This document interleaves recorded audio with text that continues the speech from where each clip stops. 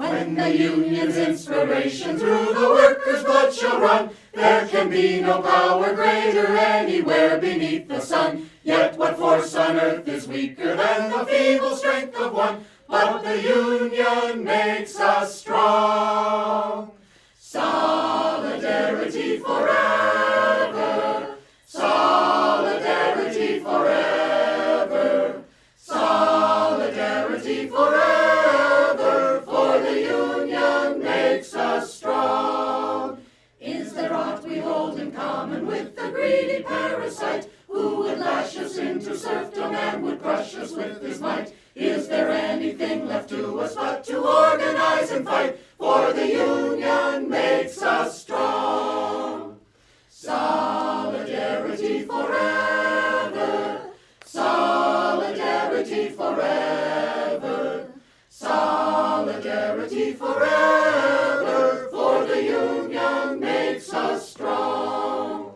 They say our day is over, they say our time is through. They say you need no union if your collar isn't blue. Well, that is just another lie the boss is telling you, for the union makes us strong. Solidarity forever.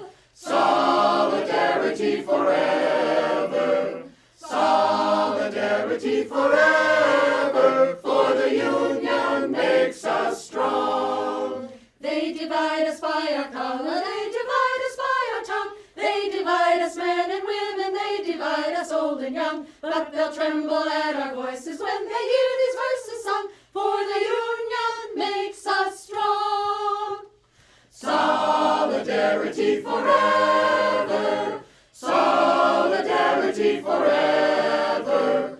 Solidarity forever. For the union makes us strong. They have taken untold millions that they never toiled to earn. But without our brain and muscle, not a single wheel can turn. We can break their haughty power, gain our freedom when we learn that the union makes us strong. Solidarity forever. Solidarity forever.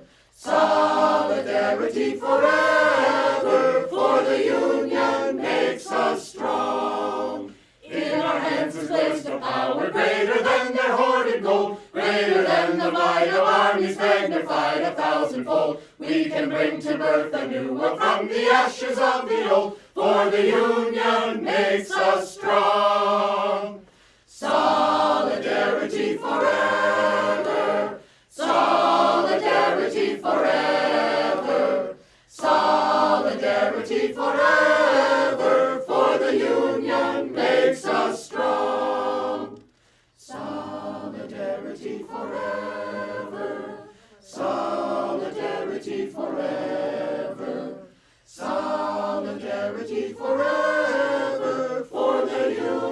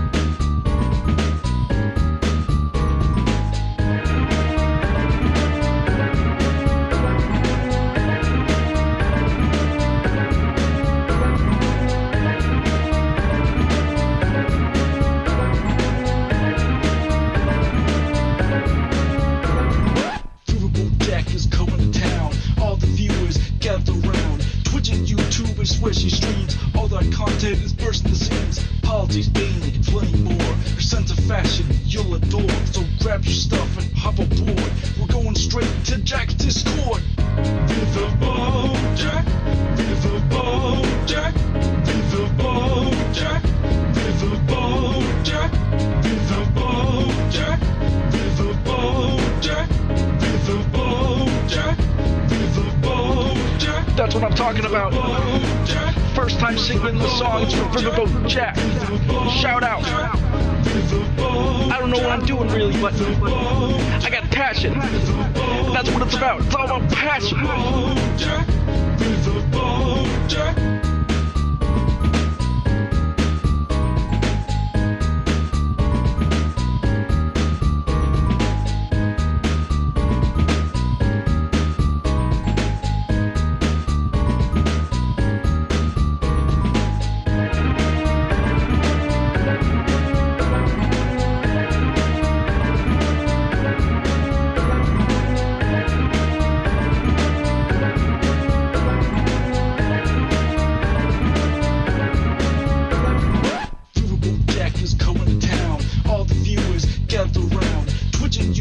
Swishy streams, all that content is bursting the seams. Politics, gaming, and plenty more. Your sense of fashion you'll adore. So grab your stuff and hop aboard. We're going straight to Jack's Discord. Viva Jack, Viva Jack, Viva Jack, Viva Jack, Viva Jack, Viva Jack, Viva Jack, Viva Jack,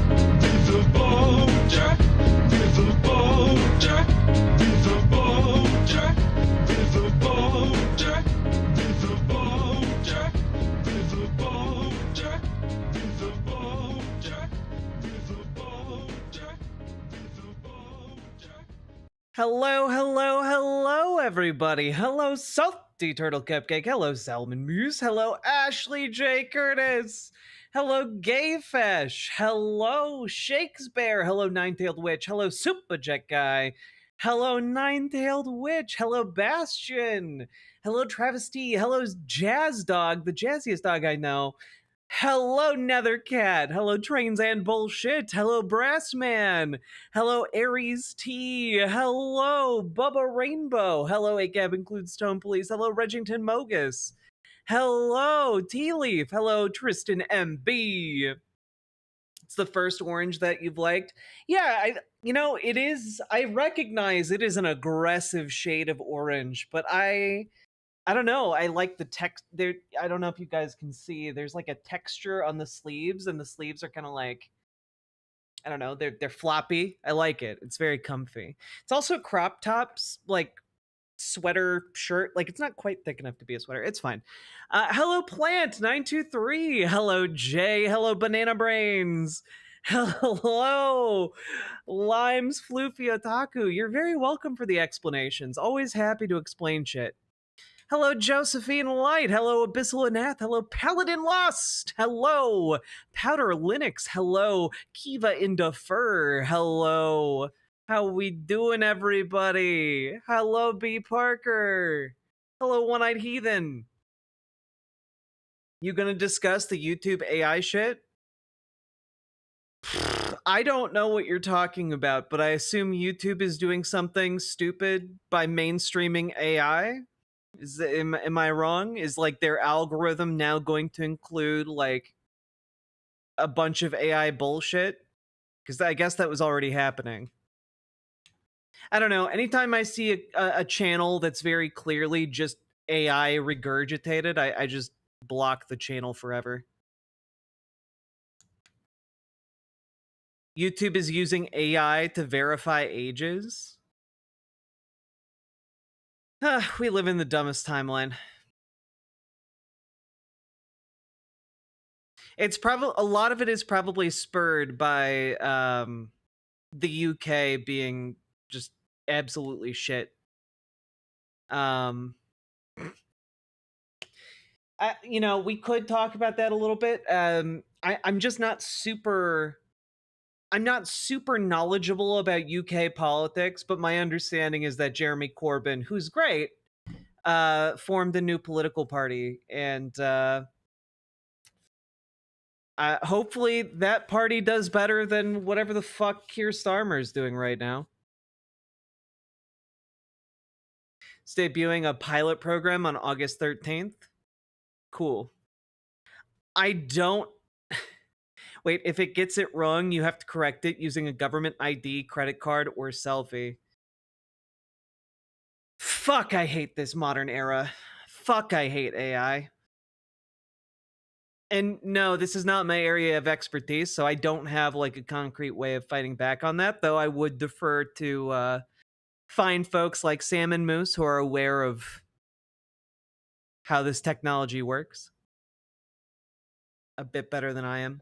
I hate most of the AI trash, but I will still keep a space in my heart for galvanized square steel. Hey, Kraken Pill 2. Oh, that's easy. It doesn't. Hey, that's great. Wait, what data is being fed to the chatbot for it to determine your age? Is it just vibing out based on your YouTube history or some shit? Genuinely, or maybe this probably is all to that's the distract case. from the big story, which is how the GOP plans to resurrect pedophiles with lightning through Project EP Stein.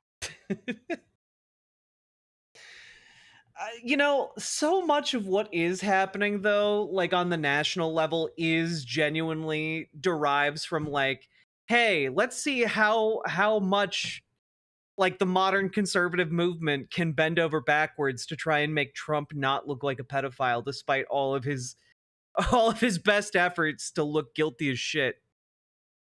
Oh man, there were some clips. I recommend all of you guys check out Some More News. It's a great channel, right? But they had a video about Trump and Epstein's relationship, and they found some clips that I had never seen before in that video, and it's truly astonishing. My only complaint about Some More News these days is not enough Wormbo. I demand more Wormbo. I like puppets. I want like a cast of lovable yet horrifying Muppet type creatures, and Some More News, you know. I like wet puppetry, and Some More News every single day gets a little bit closer to that. AI makes me so sad. It's like it could be so useful, and it's often more than not, it's just not like useful. It's not. It's not. Lately, I've been trying to go off the beaten path of the internet, is to get away from companies and their algorithms. True. I need more corn cream. Yeah.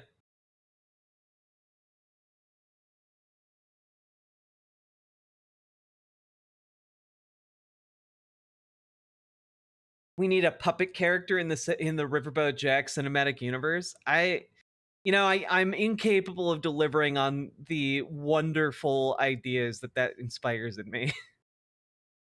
What if a shimp puppet? Indeed. What if? I'm sure Warmbo spawned a few friends. Wasn't there an episode recently where that was the case? Whatever. We're getting too distracted. But hello, everybody.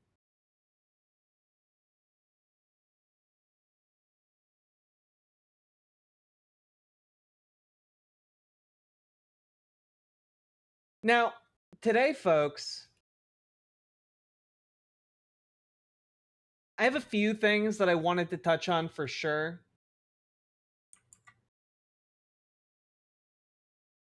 I'm gonna move that over here. All right. So, what I'm going to propose to you all is that there's going to be,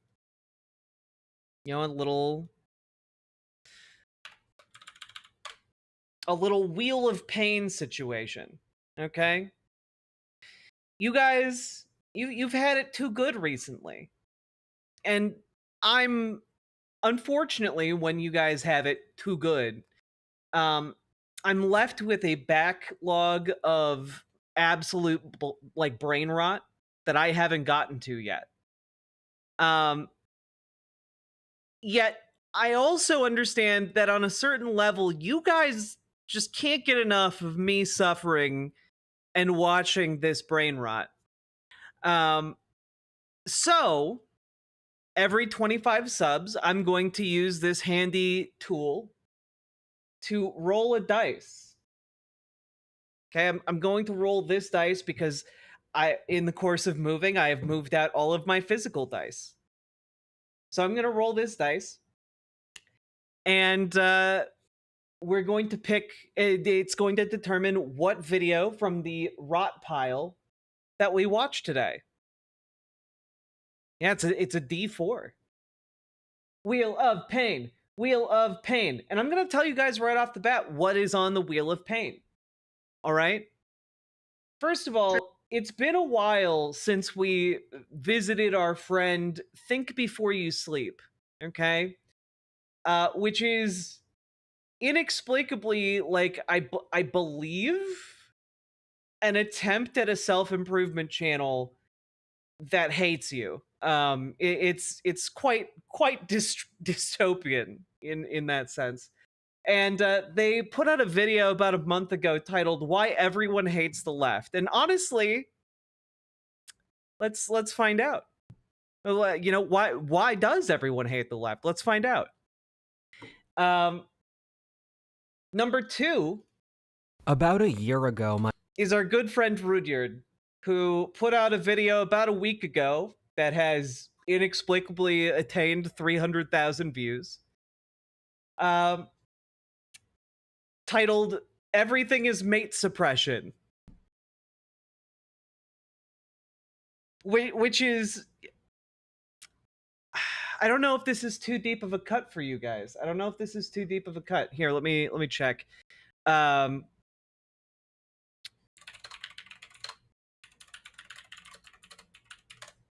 Okay. When I hear everything is mate suppression, all I hear is a more incelized and more pathetic version of this from The Office. How will your experience selling refinery equipment translate to our smaller scale here? You don't work in sales, do you? Human resources. You see, I sit across from a man. I see his face. I see his eyes. Now, does it matter if he wants $100 of paper or $100 million of deep-sea drilling equipment? Don't be a fool. He wants respect. He wants love. He wants to be younger. He wants to be attractive. There is no such thing as a product. Don't ever think there is. There is only sex. Everything is sex. Do you understand that what I'm telling you is a universal truth? This is all I can think of when I hear everything is mate suppression. It's just an even more pathetic version of this. It is a universal truth. God. I know this actor. I don't know him. I just seen him. Oh yeah, no, this guy's been in like so many things, guys. Are you kidding me? He's so fucking good. God. Like I would fucking hope you guys would recognize James Spader. I'd fucking hope so. Dude's been in so many goddamn things.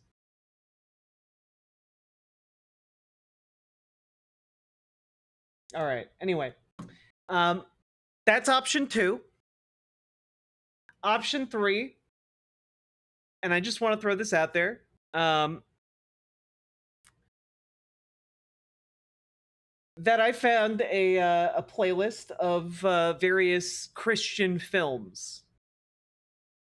And I found one titled "Heavens to Betsy."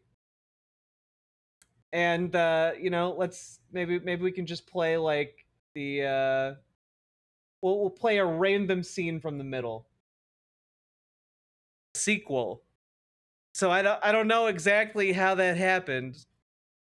This might be like a weird Christian body swap story. I'm uncertain as to the premise. What is it about? That's a great question. Here, let me read the synopsis. All right. Heavens to Betsy is a faith-based comedy for all audiences, starring newcomer Karen Lesiewicz. Lesiewicz? And featuring Emmy-winning actor Jim O'Heir from TV's hit show Parks and Recreation. This lighthearted romp will make you laugh and touch your heart as Betsy learns the truth about unanswered prayers and her own perception of God. All Betsy Simon wanted was a little success, an aspiring author of children's books featuring her cat, Wishes. Betsy believes she's about to get her big break, but when she's turned down by a major book publisher, Betsy is devastated. In frustration, she cries out to God, "Why have you never answered even one of my prayers?" The moment the words escape her lips, everything changes. Betsy's transformed into a rich and famous author, carrying a Coach handbag, driving a new car, and living in a mansion with her filmmaker husband. Caught in this alternative universe, Betsy's about to find out why some prayers are best left unanswered. Heavens to Betsy's a faith-based comedy for all audiences. And if that sound, it just continues to reiterate the previous summary. Sounds terrible, I'm in. Yeah. Please don't touch my heart. And I gotta be honest with you guys. Again, there is a fucking sequel to this film. It makes me feel pain, physical pain. Okay, then we have our last option, which I think you guys are gonna find the most objectionable. Did female MMA get so popular because it gave lesbian couples a professional outlet?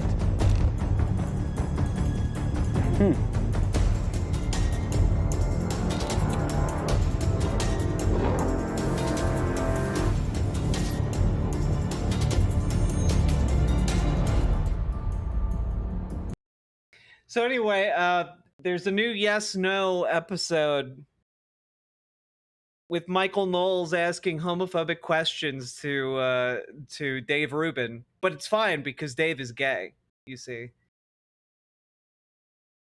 Oh my god, Rubin and Knowles drinking together? Yep. No.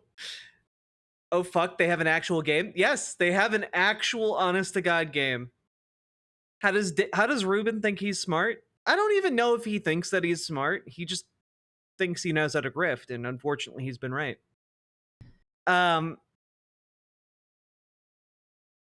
Anyway, I thought you guys might enjoy watching them bounce off of each other.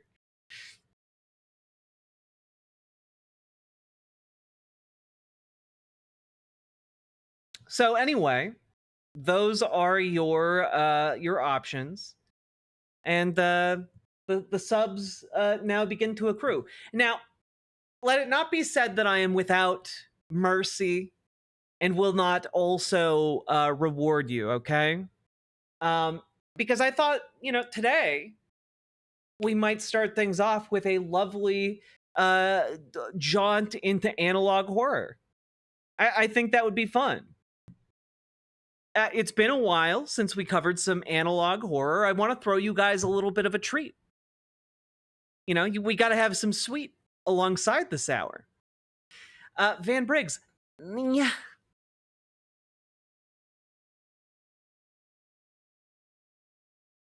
One, 2, 3, 4, 5. 1, 2, 3, 4, 5.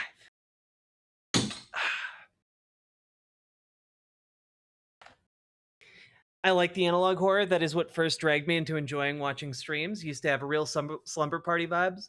Yeah, it's been a while since we did this, but I found a new one that I think is really neat. Or at least, I believe it's pretty neat. I haven't actually watched it, but it looked pretty decent. So, folks, here, you know what? Let's go. Cool. Yeah, let's hit the button, actually. So, folks, there is a series of analog horror that I particularly enjoy from a creator called Kane Pixels, right? Now, Kane Pixels is extremely young, extraordinarily talented, and has since been tapped to do a feature film, which is just cool. It still hasn't, more details still haven't come out, but I'm really excited to see where that goes, where the additional funding happens. Where where the additional funding happens, where the increased funding like takes him. I'm very excited. But of course, I'm still fascinated by the backrooms as a concept, and I'm far from being alone in that. Accidentally hit the space button on my computer. Scared myself. So there is a new backroom series that has come out, and I just stumbled across it recently, but came out late last year, and it's just titled The Backrooms Tape 1. And I figure, let's give it a shot. It's a pretty substantial one, about 21 minutes long. So let's see how it stacks up.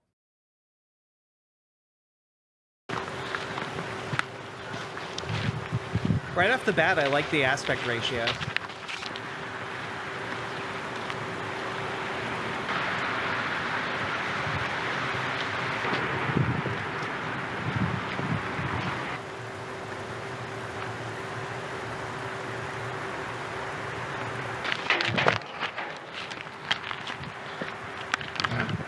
This is the place.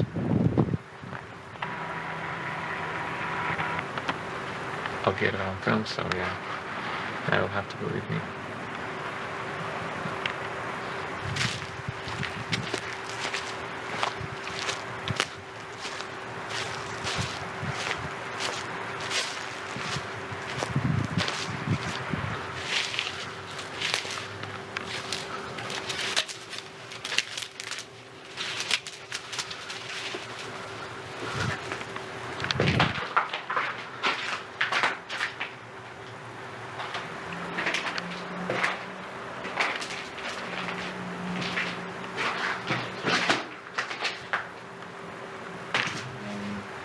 Somewhere on this wall.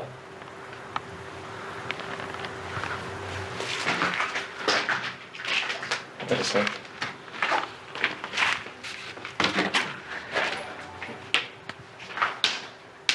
There's so many options.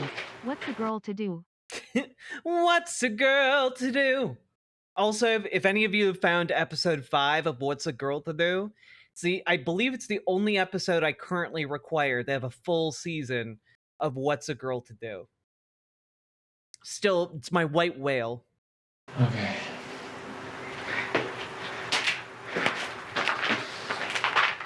Also, thank you for the 5 tier 1 subs, Saki Tanuki.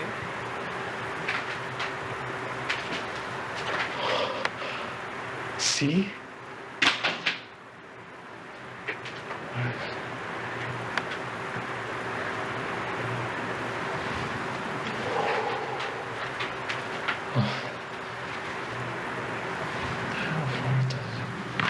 That is a fun effect. That was a fun special effect. I like that.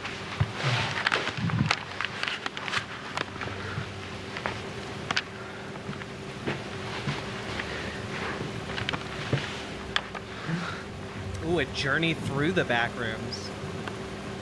Let's go! Let's go, Leon! Hello? Touching that wall, Lucy. Is Please any- chat. Hello?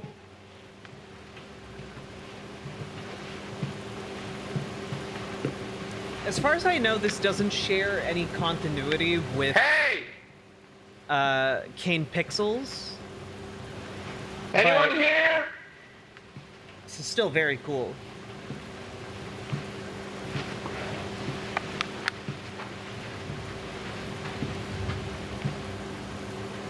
You know, a really nice touch. I love this quality to the like the wallpaper here on like the window way. Man, You're supposed to escape from Tarkov, not hang out in Tarkov looking for the backrooms. Pluvius, thank you for the 5 tier 1 subs. Very much appreciated. But yeah, like just the uncanny nature of like these stripes lining like a aperture between different rooms. It's weird, right? It's neat.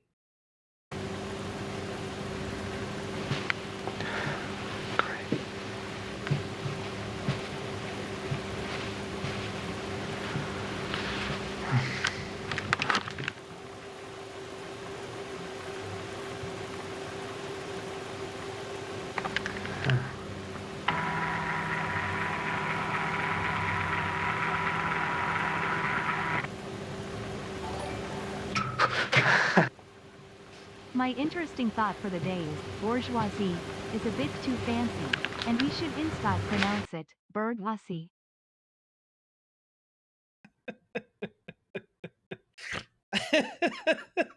I can't, don't go where I can't follow you, Salmon Moose.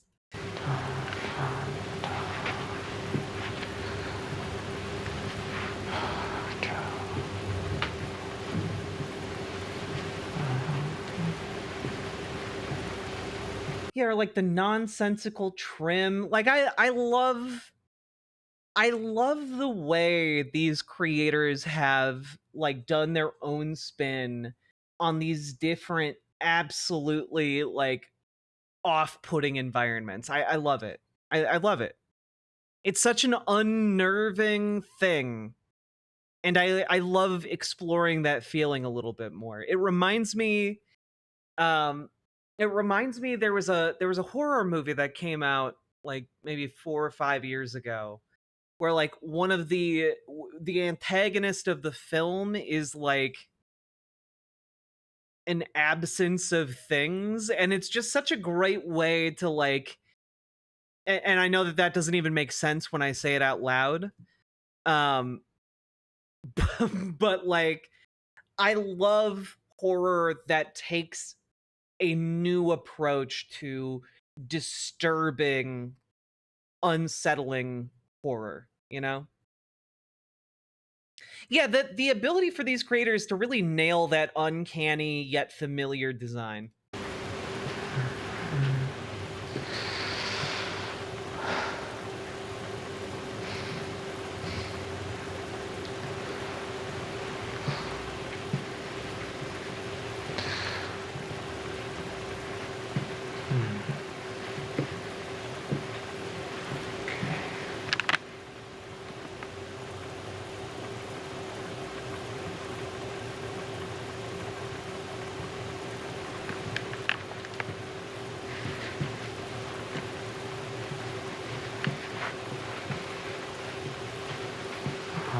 I'm not thinking of Lake Mungo. I think I'm thinking of like the Night House or something. Yeah, it's the Night House. It's narrow.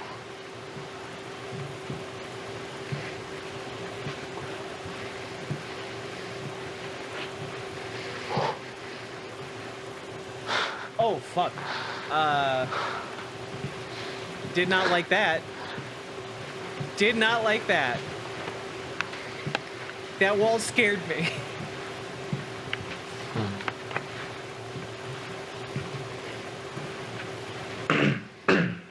Oh.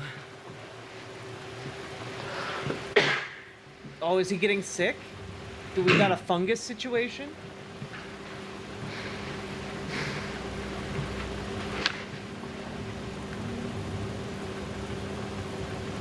The thing I'm going to take comfort in throughout the rest of this short is that it was edited to give it a title on the footage. And I understand that is potentially just a thematic thing done by the short film creator, but I like to imagine it was done in universe and indicates that this character got out okay.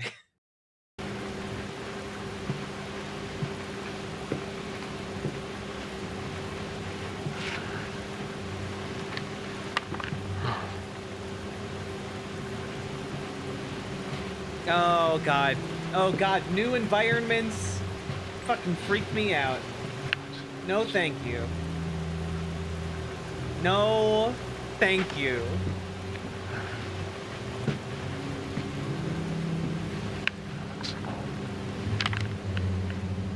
Is that an elevator?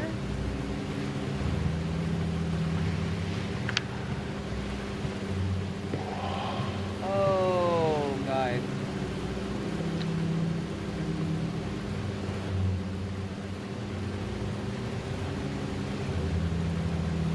Why do I hear boss music? Right? Great question.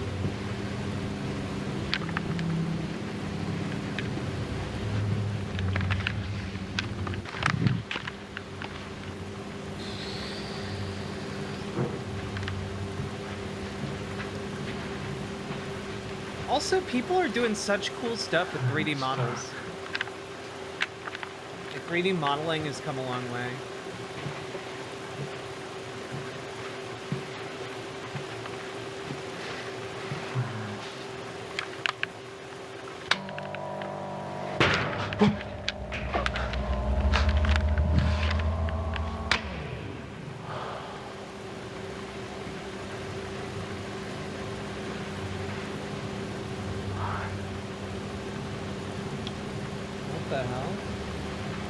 Where is this? It's a non-linear, like, subdimension.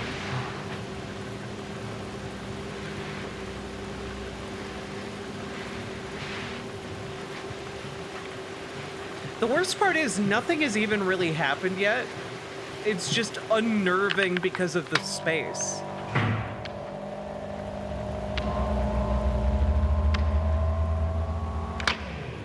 Oh, no. No, no, no, no, fuck that. Suck it, Euclid.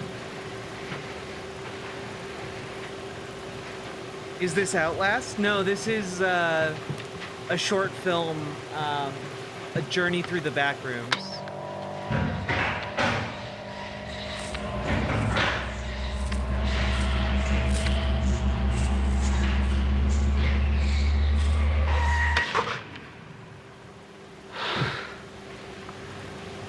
Stop flicking switches, bro!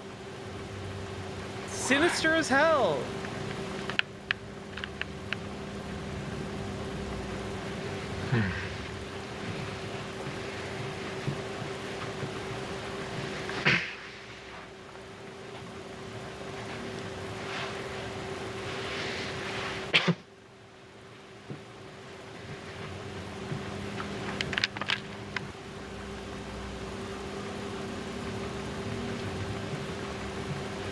It is a cool stump.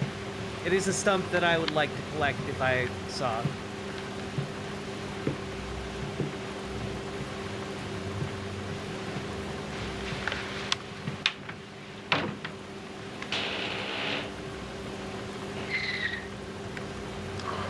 That's cold.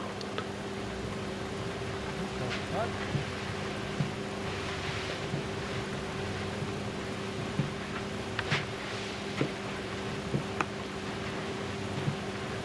You know, it's the feeling of being like a little kid in like an office building and you're unfamiliar with the layout and it just does not make any sense to you as a child.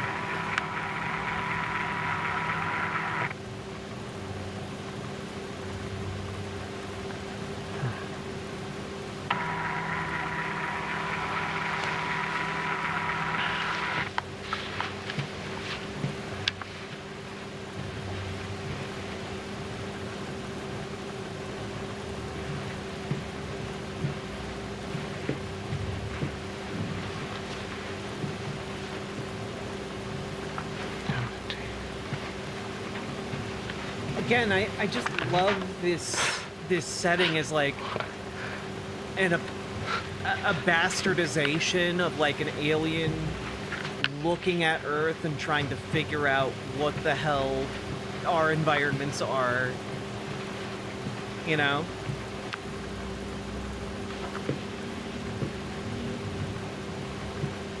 And I know I could read all up about what Backrooms is, but I really like just experiencing it through these different interpretations. It's really fun.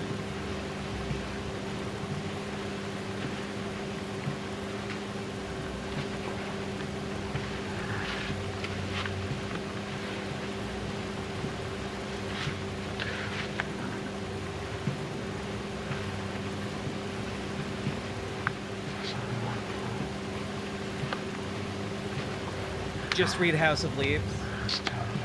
I should read House of Leaves sometime.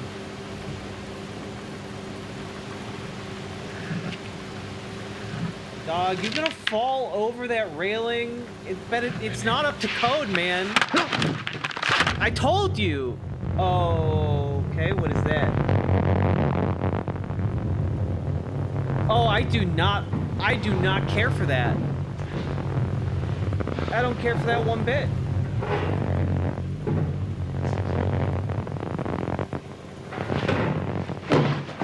Oh God. Oh God, did not like that.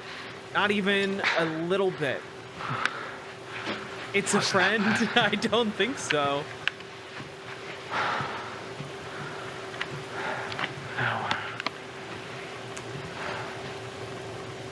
What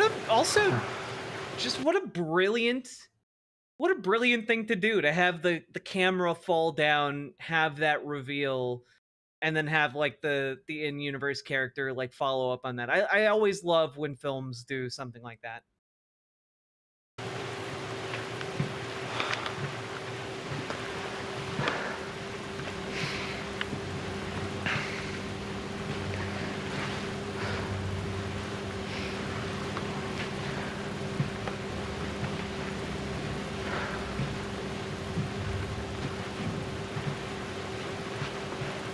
I think there's another element to this, which is like, due to the isolation,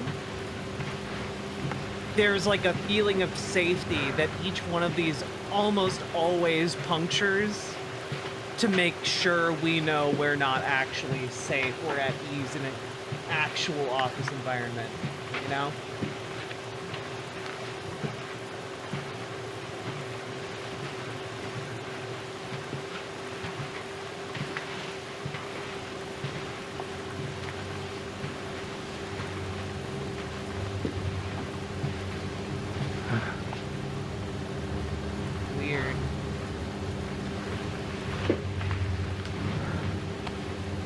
Yeah, I'm not going back there. No, fuck that.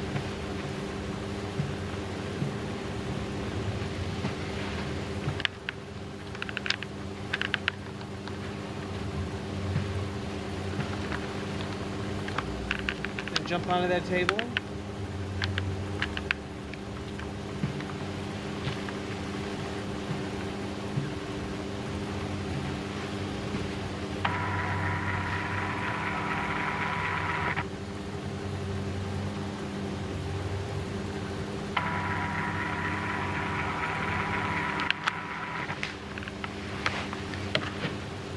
Backrooms, hotel, and resorts.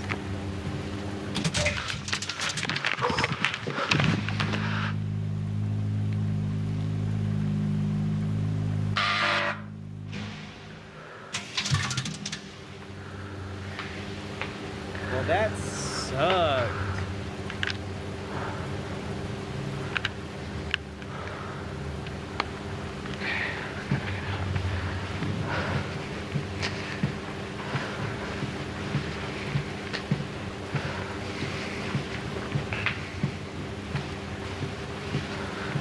Real talk, I would pay to experience a backrooms hotel. Oh fuck, that would be scary though.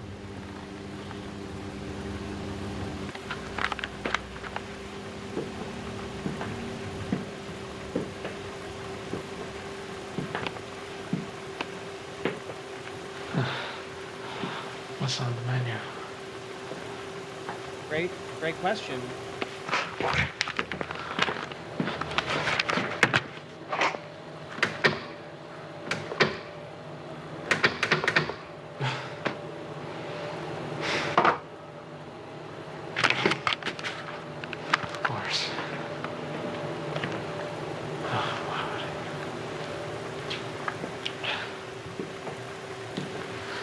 One of the only times I've seen characters interact with, like, being hungry in this setting. Got rid of the pesky testosterone generators today and I'm feeling good. Yo, thank you for the $10 dono, Dragonfly, and also congrats on the removal of the testosterone generators. That's wonderful. Take it from me, I used to work in an office and it was just depressing. Yeah, but now imagine it's depressing and dangerous. Which I guess could also be the case in normal offices.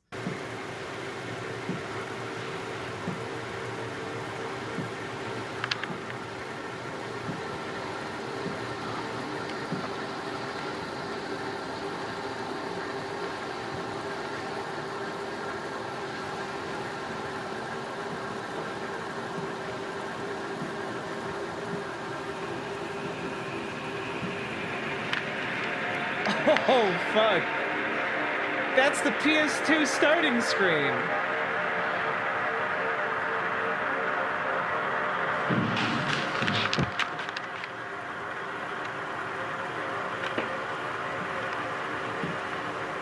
Well, that's cool. That was neat. I liked that. That would be absolutely terrifying in actuality, but like... that's a cool visual.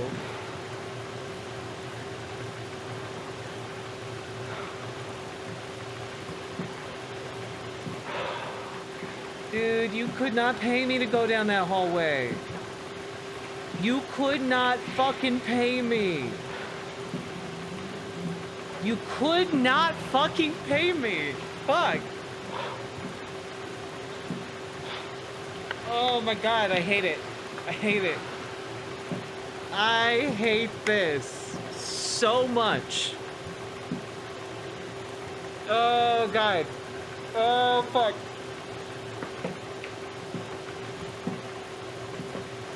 Don't do this.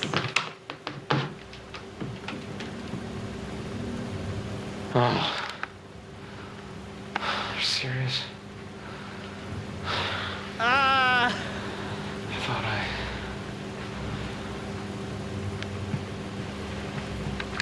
Oh god. Oh god. I don't like this.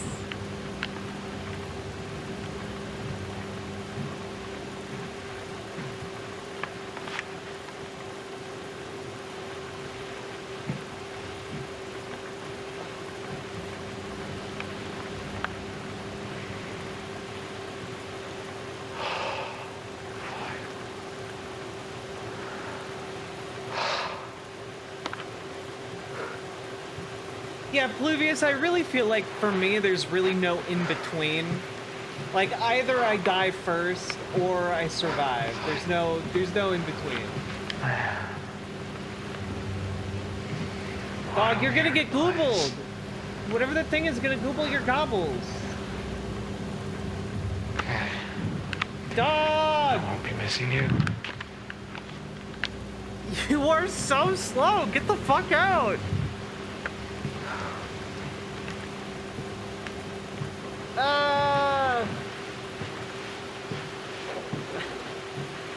You are gonna get gobbled so hard.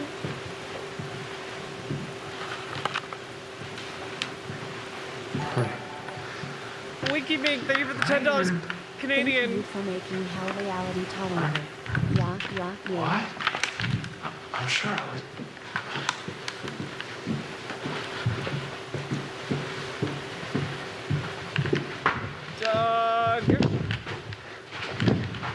Oh, he's on a fucking existential stairmaster. Fuck that. No.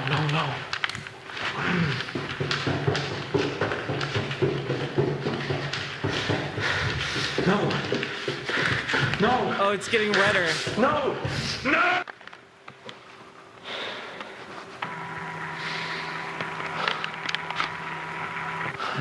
Tried everything. It does look like you got closer. Sideways. Backwards, eyes closed.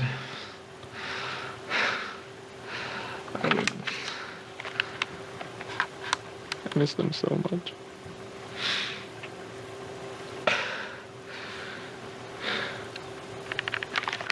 I can sometimes hear birds. Oh. Wait.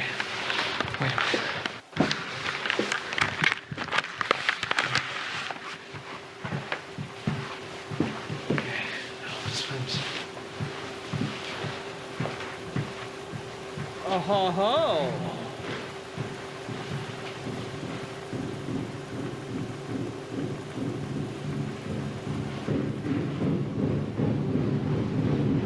Oh, that is a cool effect.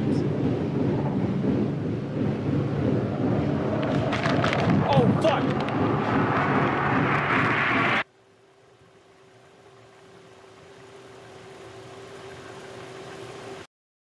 I am utterly delighted. That was incredible.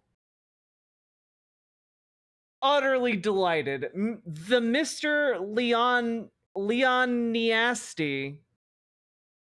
Y'all need to go subscribe, give some love to this video and this channel. That was great. That was incredible. Y'all go check out this channel, subscribe. Yeah, that was some genuinely great juice right there. For sure. Holy moly, that was cool.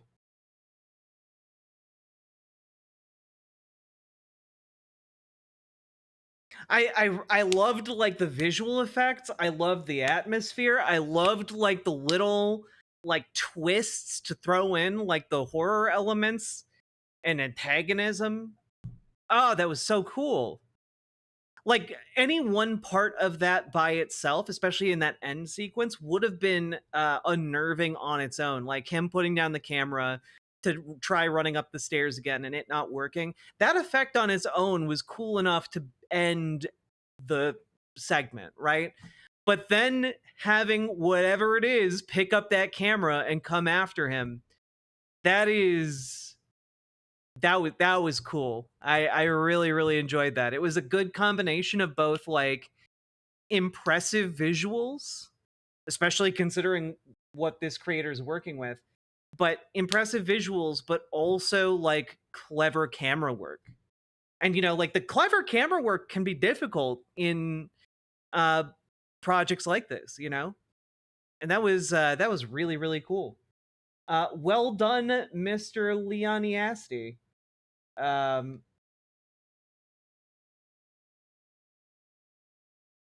That was really cool.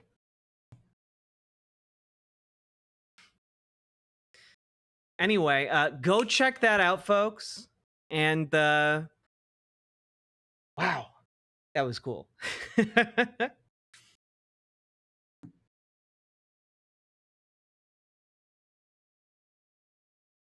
If you like this stuff, you should look up the YouTube series. The Anti-Memetics division doesn't exist. It's part of the SCP universe. I need to look up more SCP stuff. I don't know a lot about it. Did you see the video of Crystal and Sagar grilling politician Alyssa Slotkin on her support for Israel? I saw part of it, not the whole thing. I do intend to go watch the whole thing, but from everything I've heard from folks, everyone should go check it out. It was some good grilling. Well, I'm never going into an office building again. Just sub to that guy? Good. Every one of you who enjoyed that should do that. There's a secret wall, hit the wall. Jason Kelly, I was thinking there might be a secret wall there too, but you know, that's just me. I figure if like you came in through like a hole in the wall and the wall looked like it was solid, better be checking out all the walls of the back rooms.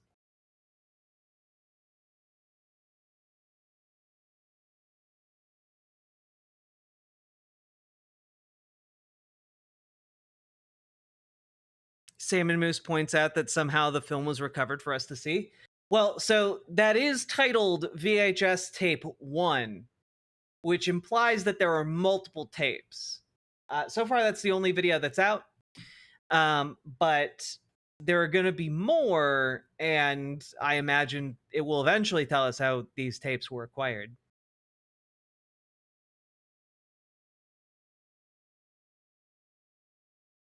Whew, that was cool. How we doing, folks? They've made some other backrooms videos, and some are even trippier than that. It's true, but I want to be like, I want to make sure I'm watching like good ones. You know, we went down a rabbit hole with like Godzilla found footage horror films. I can't. Not just the nominative determinism you're forcing by naming your kid, Crystal Ball, but breaking points is so much enabling of Sagar. It's painful. I mean, like that is my big question, right? Like why on earth partner up with Sagar and Jetty? Dude's like a little fascist weasel. And like I just don't understand trying to make that work other than the legacy of like what they started at the Hill and trying to keep that audience retained. Like I understand that from like a practical economic perspective, but other than that, I don't get it.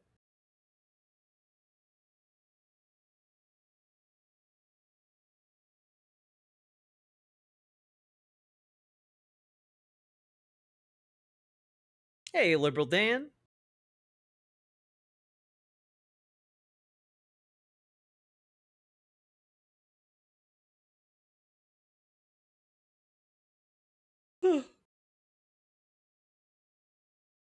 Gonna go hug my wife to calm down. That sounds really nice. I want to hug my wife. Good to see you.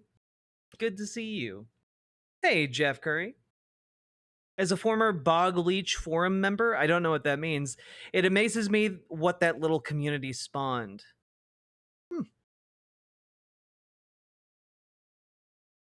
There's this movie I'm thinking of watching called Chronicle. I've heard good things about Chronicle. Yeah. It's basically what if mutants started realizing like their powers, like off-brand X-Men, which is kind of neat, right? It was a pretty washed concept back in 2004 with Crossfire. How about we have someone who's mostly right and a lying fascist do political theater? Yeah, like I don't really view a lot of you know, like it's why do you want to hurt us? It's the Jon Stewart bit.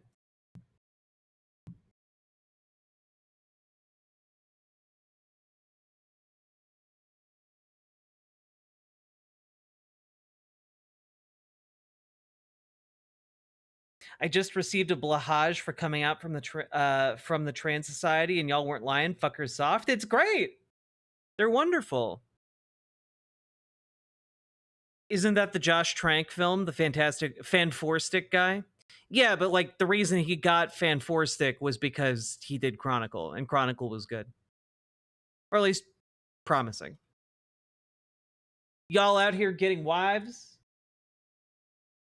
Wait, that just triggered a memory. Oh fuck. Oh shit.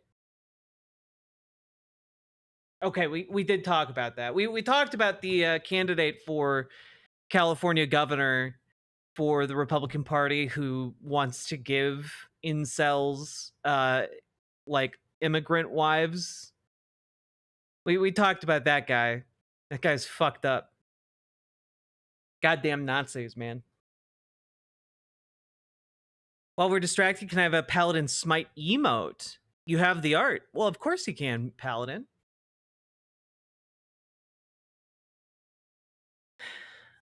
Wait, what? Yeah, we talked about this a couple days ago. Yeah, dude is a you know, very much a yeah, a piece of shit. He literally took a photograph of himself at Auschwitz and said that it was his unemployment plan, his 0% unemployment plan. Like, damn, what a piece of shit, you know? X-Men? Ever since the woke feminists got to it, you may as well call it Y-Men. With takes this hot, I could make more money than the quartering.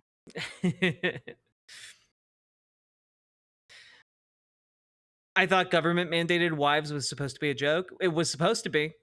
But again, we just continue to live up to that incredibly low bar, or live down to it, I guess.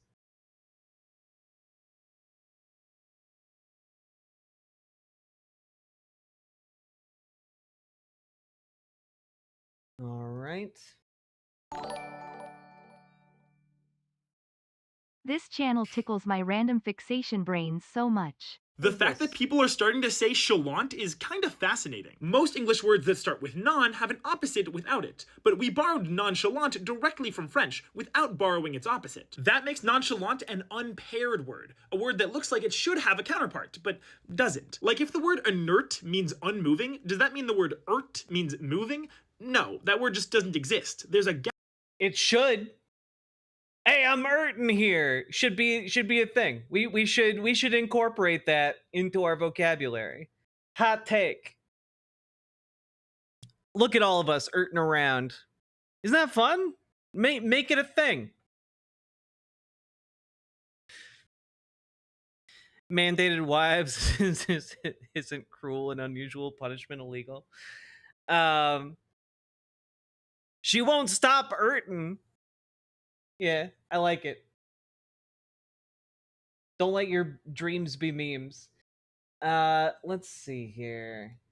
Pull up some things. Also, Sake Tanuki, thank you for the 5 gifted tier 1 subs. Very, very much appreciated. Oh, yeah. You think I stay in my cave? Sorry, this isn't even... All right, so... Full disclosure here.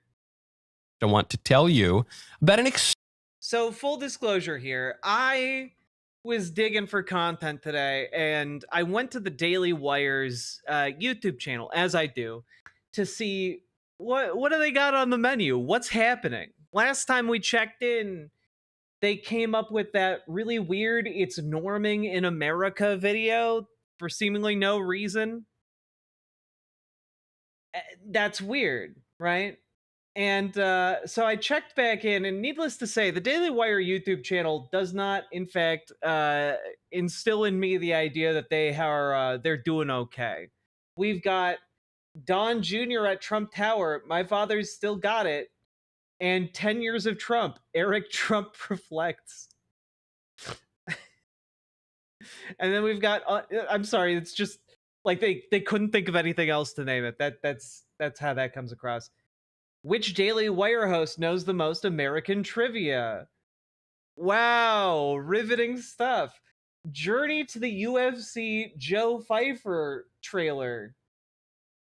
All right, and then we've got Trump saved college sports with...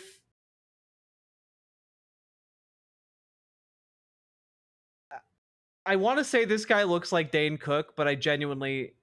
I don't know. He looks like the most boring person on the planet, is what I'm trying to get at. And then, hey, let's listen to Michael Knowles talk about World War II history. I'm sure it won't be biased at all. And then we inexplicably, in the middle here, have an ad for Jeremy's Razors. Now, I find this particularly weird because Jeremy, in Jeremy's Razors, is supposed to be Jeremy Boring, the former guy who ran the company, who is no longer at the company. So I'm curious how they're going to keep this brand going, because he's been featured heavily in all of the advertising for these subpar razors, and figured we'd take a look. Okay. You think I stay in my cave because I'm the abominable snowman? No, I do it because I'm conservative, and liberals are freaking annoying. Check your white fur privilege, you fascist! They used to call me Snowman, then I misgendered a dude at the gym, and now I'm abominable? I'm done living like a myth. That's why I like Jeremy's Razors, the politically incorrect razor for men. Like me, Jeremy's Razors are legendary, equipped with 5 barber-grade blades and a moisturizing aloe strip. It's sharp enough for my thick, beastly scruff, yet smooth enough for my icicles. Speaking of big balls, Jeremy's Razors doesn't silence their conservative. We don't silence our conservative values. That's why I was able to talk about my testicles a second ago. values. They shout them from the rooftops. There are only 2 genders! Actually, I personally have 8 genders. First, I'm a cat. Some people think I'm a myth. I've heard myths about humans too. Like you think masculinity is toxic and your men dress up like women and beat your daughters in sports? Oh wait, huh? You do that? And people call me a monster. As a hair Literally all they've got is the one joke. All they've got is like AI and like basic bitch transphobia. Like I'm sorry. Just trying to put myself in the mindset of a conservative, like this is what you want? You want your commercials to like suck your dick like this? This is crazy. beasts, I've tried a lot of human razors. Most of them either snap or they treat you like crap. Masculinity is toxic. Men are the problem. Everything. Which, by the way, that's not what toxic masculinity means. I feel like I shouldn't have to point this out, but I'm realizing a lot of people have no idea what toxic masculinity means, and it doesn't mean that masculinity itself is toxic. It just means that there are certain behaviors in what people traditionally associate with masculinity that can in fact hurt men and hurt women. You know, like the idea that like men shouldn't cry. Real men don't cry. Well, it's actually pretty unhealthy to force yourself to not cry. Like, if you need to cry, you should cry. That's healthy. And when you repress all that stuff, it fucks you up. That fuck up is what we are talking about when we're talking about toxic masculinity. That pressure on men to behave in certain ways that is unhealthy. But there is also totally fine masculinity. Seems pretty obvious, but people need it spelled out. It's your fault! So buy our razor today. Jeremy's Razors offers a world-class shave without the shame. And for every Jeremy's Razor sold, a liberal loses a pronoun. So if you pee standing up... How does that make sense? I understand it's supposed to be like a joke, but like literally all that this commercial has is bigotry. It's kind of insane. You know what Edmund Hillary did for the 4 years after submitting Everest? Searched the Himalayas to find a Yeti just so he could prove they didn't exist. Is that true? Like, that does seem like the kind of thing, like, I feel like at that time they were sending, like, expeditions or thinking about sending expeditions to, like, the Hollow Earth, because they just didn't know, you know? But thank you for the 3 gifted tier 1 subsocket, Tanuki. Very much appreciated. Subscribe to Jeremy's Razor. But like, you know what I mean? Like, it's all just like trans people, haha, and then I'm grilling LGBT, lamb chops, ground beef brisket. Like, come on, guys.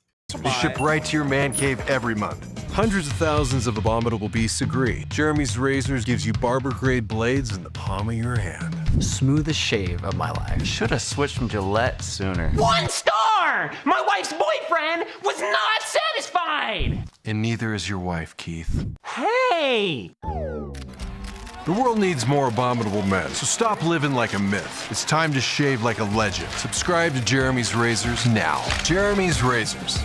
Don't tame the beast, just shave it.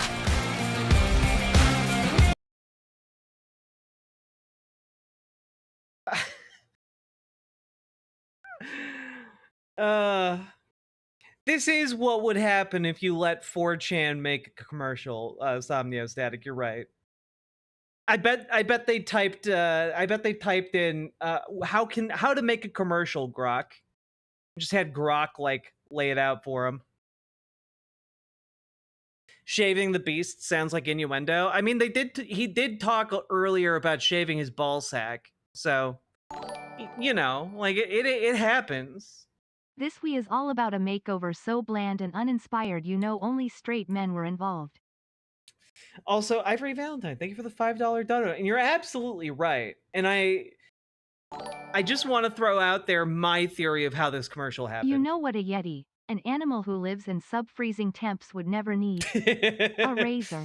A shaving yeti is about as common as a rational conservative. Well, so my thought is you have probably a bunch of 40-year-old like men sitting around, right? In like the advertising suite for like the Daily Wire, right?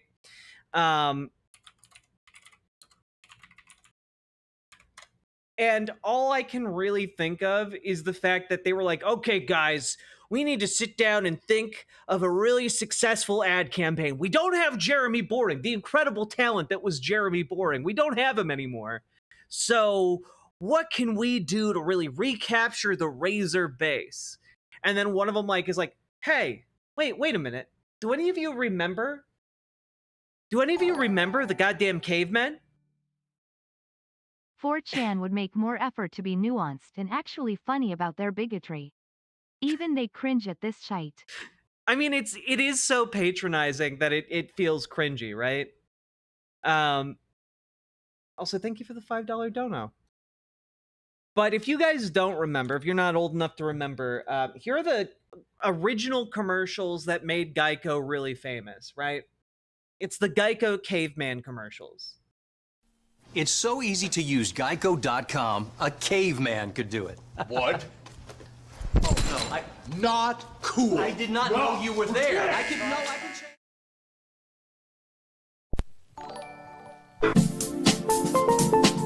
Jeremy's razors.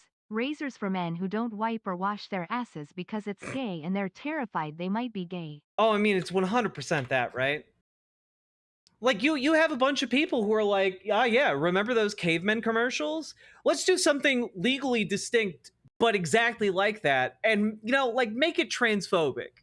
We need to make sure we have this commercial idea, but, make it for razors and, for conservatives. And what that means by for conservatives, it means make it clear that they hate LGBTQ people.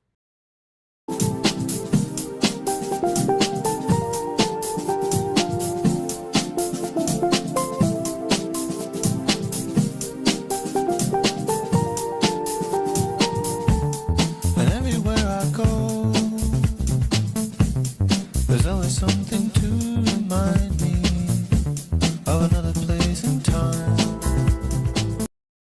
Like, I mean,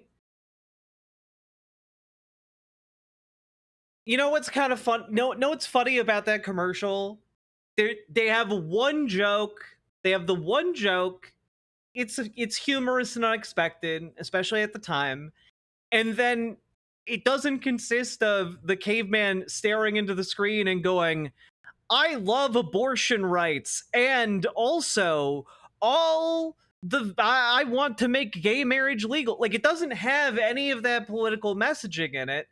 Honestly, it'd be kind of better maybe if it did, because at least then the Geico Caveman would be on the right side of history. We're watching you, Geico Caveman. We all remember the canceled one season long Geico Caveman sitcom that you inexplicably made. We all remember it.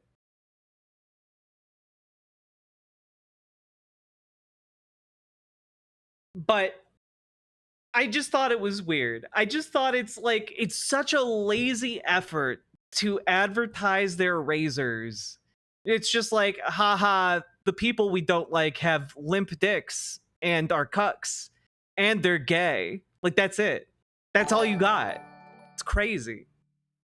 In the light spirit of the day, please wish my Alan a happy 16th. He drugged his cis parents out of the dark age, and I'd like to celebrate him. Blue heart emoji. Of course, Tristan MB. Thank you for the $5 super chat.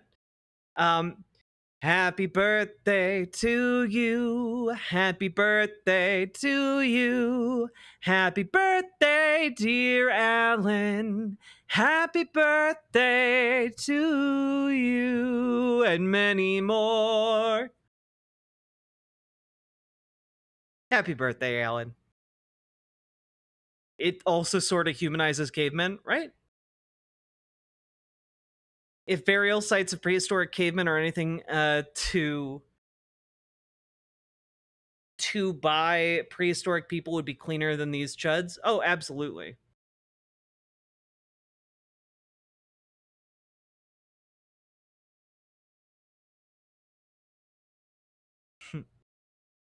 Okay. Anyway, I just thought that was fun. Daily Wire's really going down the shitter. Don't want to tell you. I mean, like, guys, this is the. Don't want to tell. This is their official trailer for the secret Vatican files of World War II, right? Don't want to tell you. It starts just mid, like, Michael Knowles saying a sentence. They couldn't even be bothered to shoot, like, an actual promo for this. About an exciting new project that I am working on. I'm pleased to announce a brand new original docuseries coming to Daily Wire Plus from your favorite podcast host to give you the very first look. It is titled The Pope and the Fuhrer, the secret. Why is when you say why is he wearing that, I assume you're referring to a denim jacket over like a button-up collared shirt. The answer is I don't know. But it's, look, all I'm saying is he's not beating the secret homosexual allegations. Not only can you take a load, you can take the ultimate load. Vatican files of World War II. Yes, the title is as provocative as the truth it uncovers. For decades, Pope Pius XII, one of the great men of the 20th century. Look, I bet you guys so much money that in like the Daily Wire offices, Michael Knowles is considered the fashionable one. You know, like, I bet you so much money he's considered like the fashion dork in like these conservative circles. Of course I see it, Jazz Dog. Of course I see it. Has been maligned. He has been slandered. He has been condemned for his supposed silence during World War II and the Nazi atrocities. And this has always been wrong. Also, Michael Knowles must really hate the new Pope. And we are Pope Pius XII respecters on this show, and you should be too. Now, though, with unprecedented access to the Vatican's wartime archives, we uncover what really happened and why history may have gotten it all wrong. The series premieres Wednesday, August 13th, exclusively on Daily Wire Plus. Here's your first look. History is written by the victors. But what if the victors got it wrong? For 80 years, I do wonder how much of this is going to be World War II revisionism. Like, there is a part of me where I'm like, all right, how much of this is going to be like Hitler actually had a few good ideas, but he misstepped by taking them outside of Germany? Like, how much of this is going to be like that Candace Owens gaffe from a few years ago? The world has condemned one man as the Pope of Silence, the man who stood by in the face of shocking evil. But can we trust Is this gonna be another shaving video? No, I don't think so. Popular narrative, even after all these years? This is not just a story about Hitler and the Holocaust. One of the worst lies ever told about the Catholic Church is what she did or did not do in one of modernity's darkest hours. Now, for the first time, the Vatican's secret archive is open, and the truth is far more shocking than the fiction. Propaganda. I mean, literally all my mind can go to is how many children were abused during that time. You were granted unprecedented access to the World War II archives. Were you granted unprecedented access to, like, the priest shuffling game to avoid sexual abuse allegations? Were you given access to those archives? Propagandists have peddled one story for decades, but now we can definitively know better. History is written by the victors. That's why this history of Latveria is written by a Dr. Doom. Sake Tanuki, thank you for the 2 tier 1 subs. Join me in this 4-part series where we will discover the true story of Pope Pius XII, Hitler, and the Second World War. Yeah, is it gonna be that the Pope was like, now Hitler, don't you go doing concentration camps? And Hitler was like, I won't. Now Hitler, don't you invade Czechoslovakia? Don't you do that? I won't. Like, is it just a bunch of like letters like that? Because I feel like that's the extent of like the evidence you're gonna get. God. Yeah, this is conservative national treasure equivalent. There are some secret letters from the Pope on the back of the original version of Mein Kampf. We have to steal it. It's the only way we can exonerate the Pope from World War II.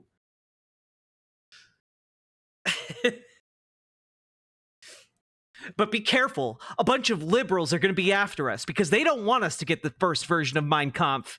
They think it belongs in a museum. Those blue-haired soy boys.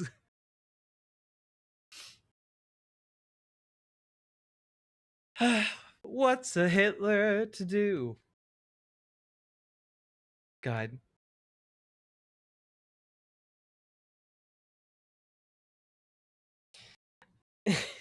I don't even know if that will be included in the segment, but man, I hope so. There we go. We did it.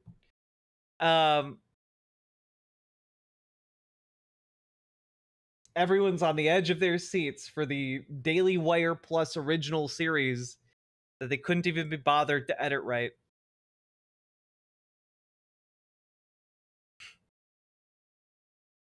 Had my second appointment with Planned Parenthood today and got my first prescription for estradiol and Spyro. Hell yeah, Emerald Levine. Or Emerald Levine, as the case might be. Another genetics ad has hit the airwaves. Look, I didn't ask to be the king of summer. It just kind of happened. This tan? Genetics. Oh, I just got my color analysis back. Guess what? Golden summer. Literally. I can't help it. Every time I drink a Dunkin' Golden Hour refresher, it's like the sun just finds me. So if sipping these refreshers makes me the king of summer, guilty as charged. Okay. The Golden Hour refresher. Only a Dunkin'. I mean, this one isn't as bad. I mean, it's not great, but like, yeah, his skin color would be due to his genetics, but also I'm confused about the part that was immediately after that about like he got his skin color analysis back. Also, the fact that again this looks like piss, and you're calling it the Golden Hour refresher. It's just a little bit too close to mishmash mouth that to golden shower. I don't know. I'm just it's a bad commercial. I will say that I still think the Sydney Sweeney one is a lot worse because they're deliberately playing with the idea of eugenics, as opposed to this one just being like, yeah, my radiant golden skin color, it's due to my genetics. Like that's less weird than looking into the camera as a blonde-haired, blue-eyed, like conventionally attractive woman talking about how superior your genes are, you know? So I actually don't have a huge problem with this one, outside of the fact that like I don't know, it's gross and not a good commercial.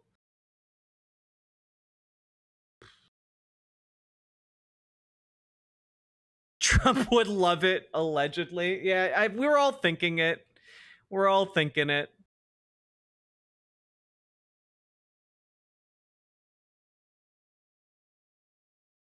Look, maybe, guys, maybe he had to get his skin color analyzed so he could find the right foundation to go with his, like, his you know, his face. You know, finding the right foundation is very important, you know, for your makeup routines. Can't eugenics just go away? It's been debunked. Yeah, but like the same way people knew that like skull shape didn't actually determine anything, like race science holds holds sway largely because hey, people want to use it to justify their racism, right? That's why Stefan Molyneux was like so popular on YouTube for so long.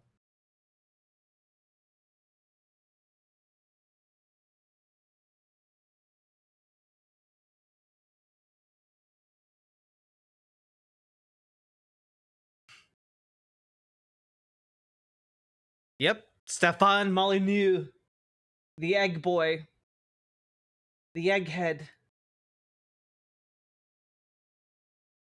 All right, folks. We have looks like 9 subs to go. So I think we have time for you know what? I think we have time for this. All right. We'll do this segment, and then we'll maybe by the time we finish this segment, we'll have enough subs to spin the wheel. Damn, Paladin! With the 10 gifted subs, let's go! We elect Trump, and suddenly every fast food place is trying to cater to him. Starbucks Kofifi, Dunkin' Golden Shower Refresher, BK's Bacon, Epstein, and cheese.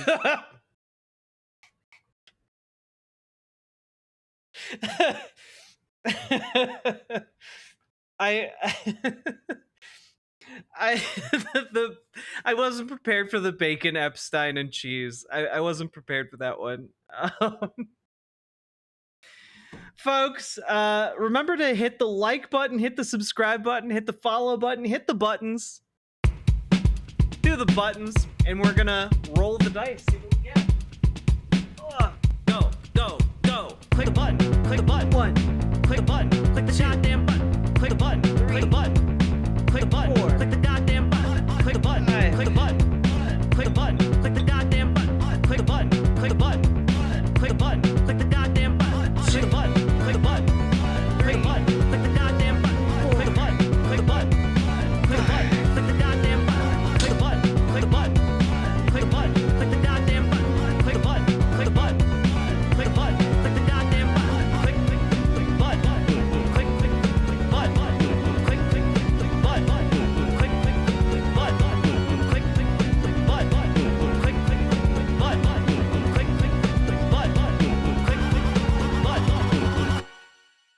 There we go, folks. Better click that button. Better click that button. Better share the stream. Get the word out. Let's go. I thought she was grabbing a bong. No. No, I'm not.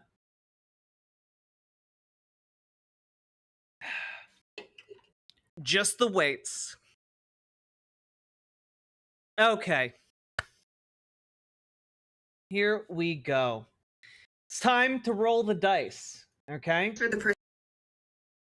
One is think before you sorry. 1 is think before you sleep. 2 About a year is what if alt hist. 3 is heavens to Betsy.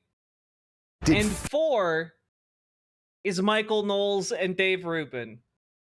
So I don't know, guys. Say your prayers. Let's find out what we're gonna see. Ooh, we're doing 3. We're doing some heavens to Betsy. We're doing some heavens to Betsy. I don't have a physical wheel to spin, but I do have a dice to roll. Let's go. We've got heavens to Betsy, everybody. It's time for us to enjoy some classic, good-humored Christian entertainment. Okay? We need to save our souls, but with humor and comedy. Fuck, why? A wheel in this economy? Yeah, you guys think I can afford a wheel? Not on your life. All right. Also, we are 1 sub towards our next goal, our next wheel spin, just as an heads up. With that being said, folks, let's jump into Heavens to Betsy, a film from 2017 that apparently stars or includes a guest star of a character actor from the hit show Parks and Rec. So let's find out how this goes.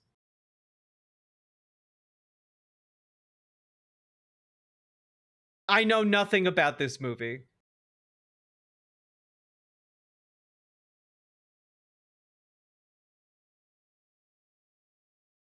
Gateway Films. Vision Video. Would be great if the message of this movie was be gay. I could actually really go along with that. But also, I don't know who her sister is yet. Is this her sister all grown up? I have no idea. But also, I just love you. I don't know how to put this, right? Here. When you see a character walk onto screen in black sub-knee-high boots in a Christian film, that is your indication that they are up to no good, okay? They are living in sin. Do you even see these boots? Nope. Those are sinning boots. Like that's how these movies yeah, the Jezebel enters stage right. Oh no. Betsy's a racist. Not surprising. But still a little surprising. Damn. The cops won't believe me. This isn't my truck!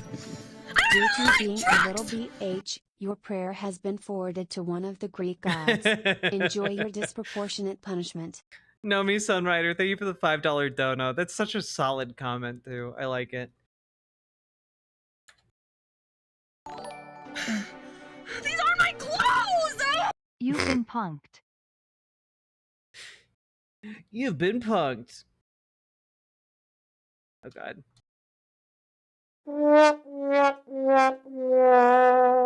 Oh, man, I should be using this so much more often. I keep forgetting I have that. Damn it. I need to get better at this. Like, for example here, I really dislike this giant light wood on top of this dark wood hard floor. And then you have like these gold wood like pieces of furniture, and then you have, and like that makes sense all together with these like different pieces like the lamp, the table, the chairs. But then you have like the dark wood furniture over here, and just like again, like it just doesn't go, none of these things all go together. You know, this is, again, you just bought rich stuff. You bought expensive stuff, which isn't the same as buying stuff that goes together. All right, it's time to wake up. It is time to wake up. Also, this pedestal with a plant in it is a real choice right next to the door you need to open to go outside. I need to wake up. Sake Tanuki, thank you for the 5 tier 1 subs. What is this? RFK Jr. Oh my God, it's real. Had one important thing he had to do when he sat down for his hearing today. Okay, I can't play this entire clip because the Daily Show will clap me. I believe that that vaccines play a critical role in healthcare. All of my kids are vaccinated. Man, that velvet voice.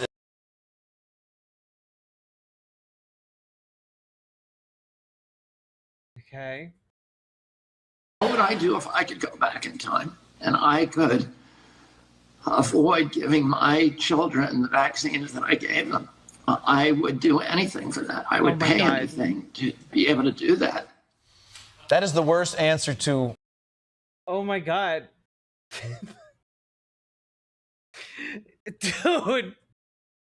Of all the things to go back in time and do, you're not gonna stop any of those assassinations?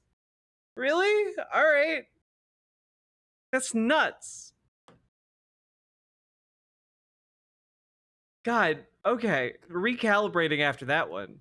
This type of movie to work, you need to actually sell that people would like this person.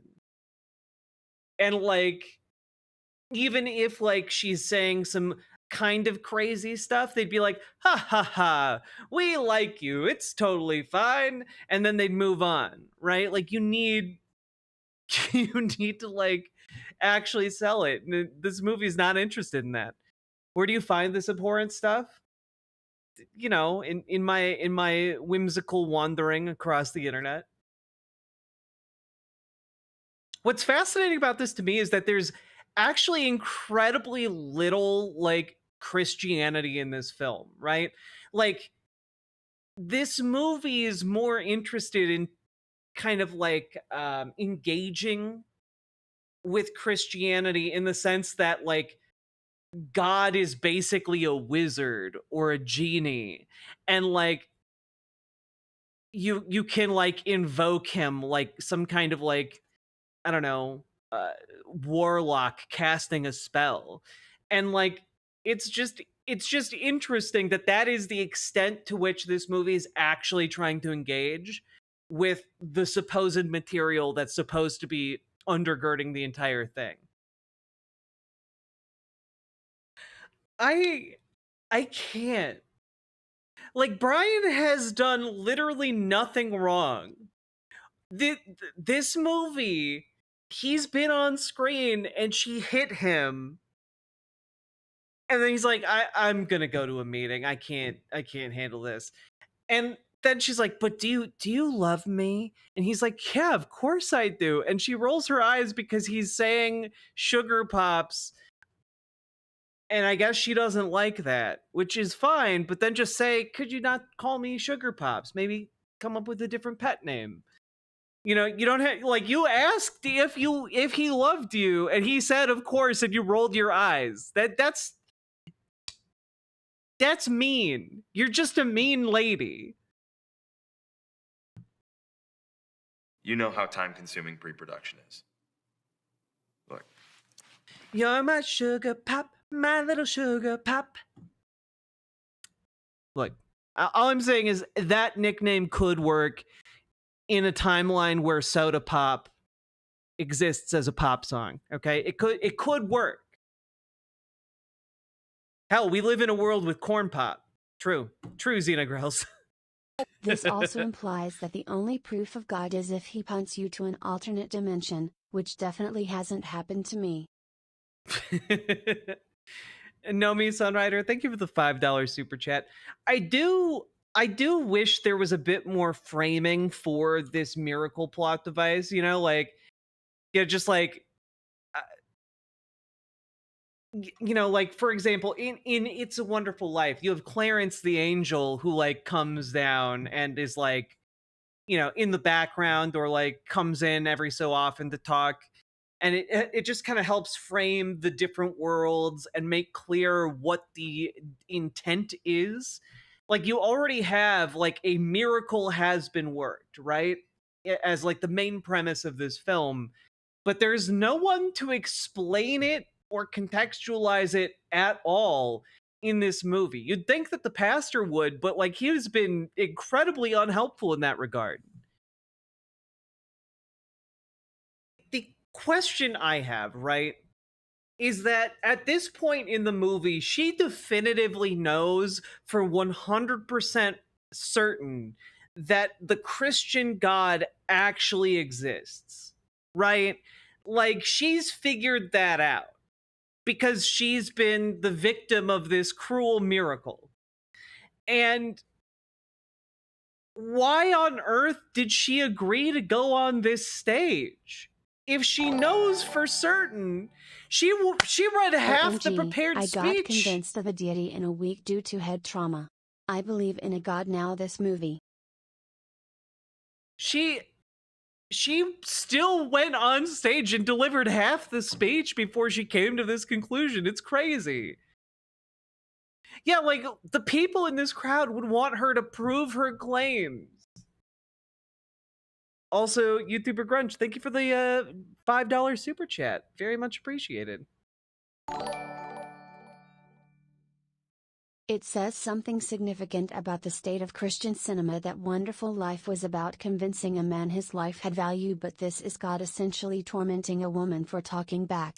Yeah, I mean, this is God teaching a lesson to like a woman who got too big for her britches and yelled at him. Right? I mean, this is the equivalent of like that passage in the Bible where like one of God's prophets like summons bears down from the hills to consume children who were calling him bald. Like this is one of God's pettier miracles. I can't be a part of this organization. Or does this make any sense to anybody? Only to like people who are deep into evangelical Christianity. Holy moly. I feel like we all went on a journey there, you know? I feel like we all went on a journey there, and like, goddamn. Wowee. That end track slapped. In a weird way it did. You can see like an alternate universe where a prayer was answered and they actually got like the production value on that song that they were desiring. Now the best news of this is that I've found the treasure trove of these types of films, and that trove includes the sequel to this movie. And we'll do that on a different night. I need to go use the bathroom. When I get back, we'll do more content. BRB, everybody.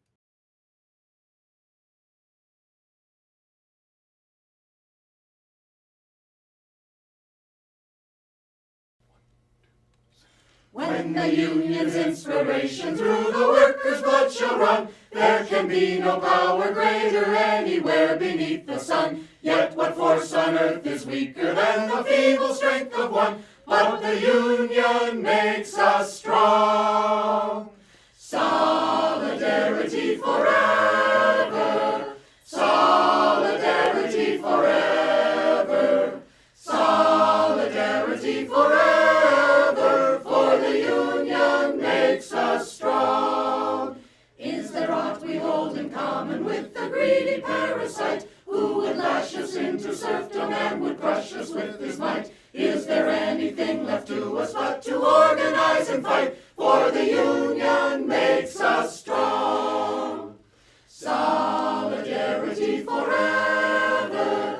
Solidarity forever. Solidarity forever. For the union makes us strong. They say our day is over, they say our time is through. They say you need no union if your collar isn't blue. Well, that is just another lie the boss is telling you, for the union makes us strong. Solidarity forever. Solidarity forever. Solidarity forever. For the union makes us strong. They divide us by our color, they divide us by our tongue. They divide us men and women, they divide us old and young. But they'll tremble at our voices when they hear these verses sung. For the union makes us strong. Solidarity forever. Solidarity forever. Solidarity forever. For the union makes us strong. They have taken untold millions that they never toiled to earn. But without our brain and muscle, not a single wheel can turn. We can break their haughty power, gain our freedom when we learn that the union makes us strong. Solidarity forever. Solidarity forever.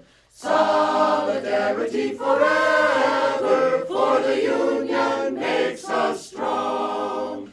In our hands is placed a power greater than their hoarded gold, greater than the might of armies magnified 1,000-fold. We can bring to birth a new world from the ashes of the old, for the union makes us strong.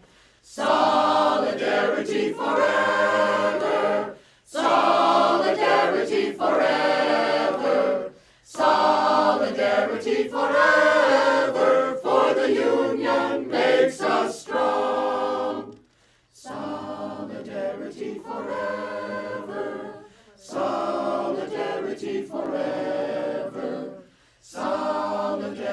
fight forever, for the Union makes us strong.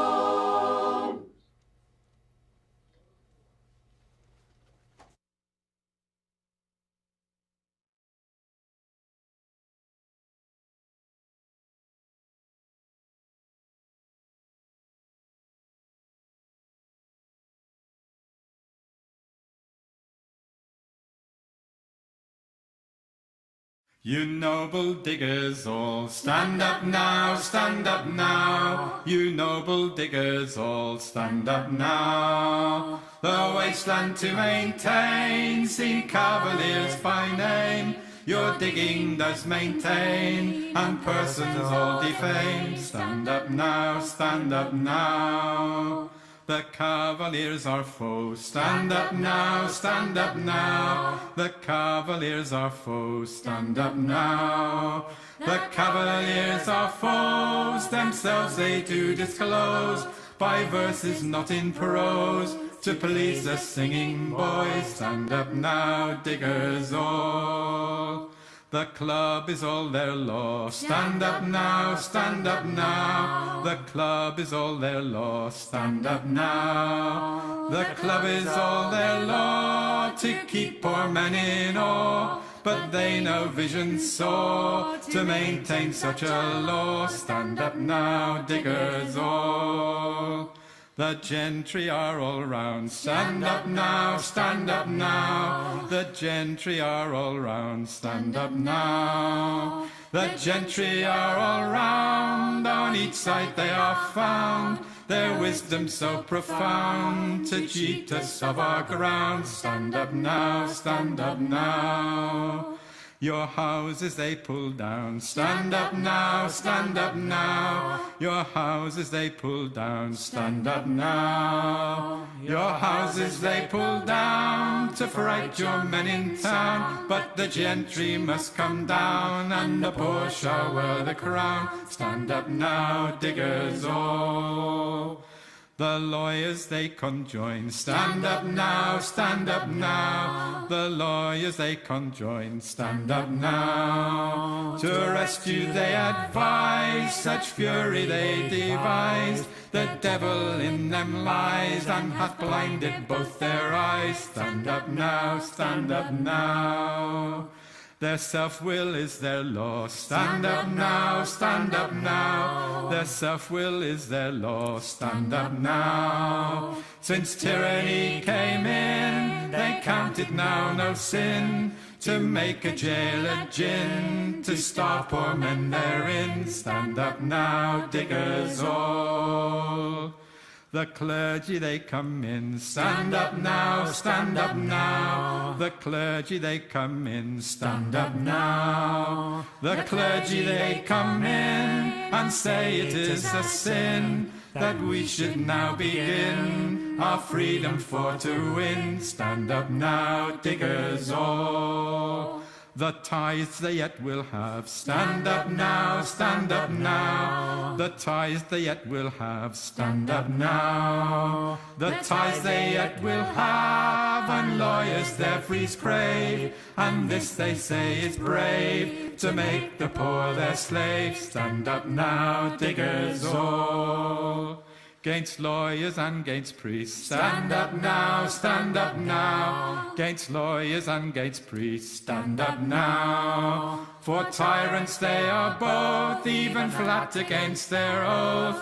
To grant us they are loath, free meat and drink and cloth. Stand up now, diggers all. With spades and hoes and plows. Stand up now, stand up now. With spades and hoes and plows. Stand up now. Your freedom to uphold, seeing cavaliers are bold, to kill you if they could, and rights from you to hold. Stand up now, diggers all. Hello, hello. Jack, someone resubbed on YouTube and they had a message. I don't see it on my end. If you resubbed and had a message, please let me know.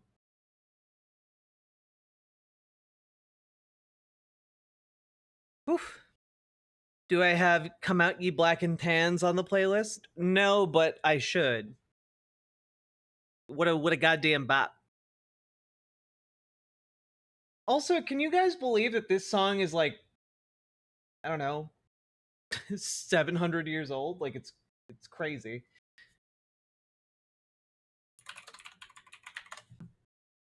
Wait, that's not true. Like 500 years old.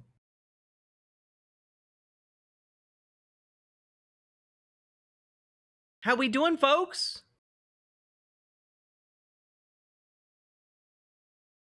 Also, like, there are going to be times when I'm not going to be able to acknowledge things right when they happen. So if I do miss something like that, after we finish a segment or after we finish, like, what we're doing, you know, feel free to remind me if you sent something in and I missed it. I'm happy to read the messages again. Whew.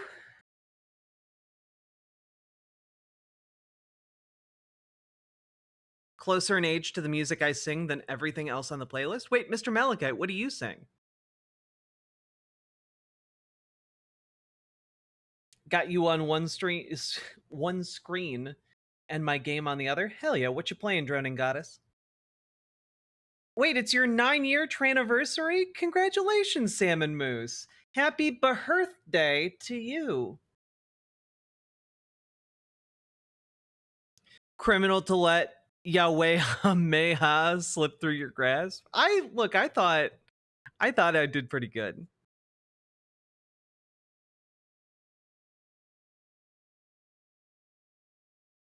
Ooh, Black Desert Online. That was an MMO I really wanted to get invested in, but I think I was mostly into the character creator. Or you can do what I do and think you've done something wrong and just shut up for a week or two. No. Don't do that.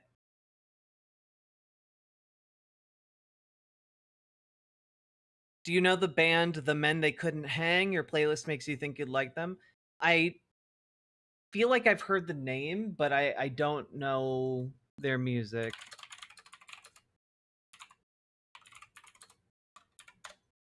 I'll look them up. They seem cool. All right, folks. We are currently at 40 subs out of 50, so I figure we'll do a segment. If by the time we finish that segment, we have an additional 10 subs, we will yet again roll the dice on our Wheel of Rot and see where we may wind up. Yeah, I think I want to do this one. I've not listened to Melvina Reynolds. I don't listen to a ton of music just because I don't have a ton of time, unfortunately. We have a Wheel of Rot now. Yeah, we have several different options for us to explore once we hit our sub goal. But with that being said, the pain turns ever onward, indeed, Mr. Malachite. A lot of choral stuff. Occasionally, we do dip into the era of the Digger song. I've considered suggesting it to my choir director. Might be a bit too repetitive for her to greenlight. Yeah, it is not one of those high-skill songs, for sure. Like the orange shirt. Thank you, Josh. I have not seen the Dropkick Murphys concert. I will, however, check it out later. All right, folks. Imagine this banana. We've gotta do this. Okay. So, folks, Charlie Kirk had a segment that he did titled "Am I Anti-Semitic?" 25 Gen Z students plus Charlie Kirk discuss Israel, Netanyahu, Gaza, and AIPAC, right? And I figured, hey, let's dive into that. Let's see how that goes for him. Okay, let's see how this discussion goes for Charlie Kirk. And for some reason, this is the opening frame of the video. And I just gotta say right off the bat, this looks like it's fucking AI. I'm pretty sure Charlie Kirk is using AI ads for his stuff now. Imagine this banana is a burner less lethal launcher, capable of shooting rock-hard kinetic and tear gas mixed with pepper chemical irritant. For example, why is there like a weird stem on the end of this? Like, that's a nasty-ass banana if it's not AI. The ammo can incapacitate an attacker from 60 feet away without causing death. This burner less lethal launcher is legal in all 50 states. Yeah, I don't think the AI actually knows how to render a banana. That's crazy, dog. No permits required. Over 600,000 Byrna pistol launchers have been sold to government agencies, law enforcement agencies, and to private citizens. Do you want to know what the Byrna less lethal launcher looks like? Visit Byrna.com. Charlie Kirk. Oh, wow. Hello, Cenk Uygur. Fancy seeing you here, laundering Charlie Kirk's fascism and Christian nationalism. That's crazy. Almost like everyone who told you to not do that told you would happen. It's crazy. Kirk has had a massive pro-Israel bias his entire career. Charlie Kirk is so biased. He's a total Zionist psychopath. It's almost like the allegiance to He is such a big forehead. other country is more than the United States. I can't stand that. Charlie Kirk is playing up anti-Semitic tropes. He was accused of critiquing Israel's actions in Gaza during this summit. Charlie Kirk is supposed to be a Christian conservative. This is just... Well, he's a Christian nationalist. He caters to a highly evangelical base. He wants to, he's a Zionist who wants to put all of the Jews in Israel and then cause Armageddon to fulfill the prophecy of Revelations. That is what he wants to do. Excuse to spout anti-Semitism. Anti-Semitism. Anti-Semitism. Anti-Semitism. I think there are a lot of people who are becoming more anti-Semitic because they want to be a part of something and then just get sucked in. Oh no, Cenk Uygur, what a fucking nightmare. Indeed, Lady Raincloud. Thank you for the $5 dono. I believe Israel is sacred while simultaneously saying we should stop involving. As if maybe Mossad was a part of things that we don't know about. Reminds me of the CIA. I don't think that is how an ally treats an ally. I'm told that if I criticize AIPAC, I'm anti-Semitic. If you're going to say I hate Jews over and over and over again, if I'm going to be convicted of the crime, I might as well do the crime. Whoa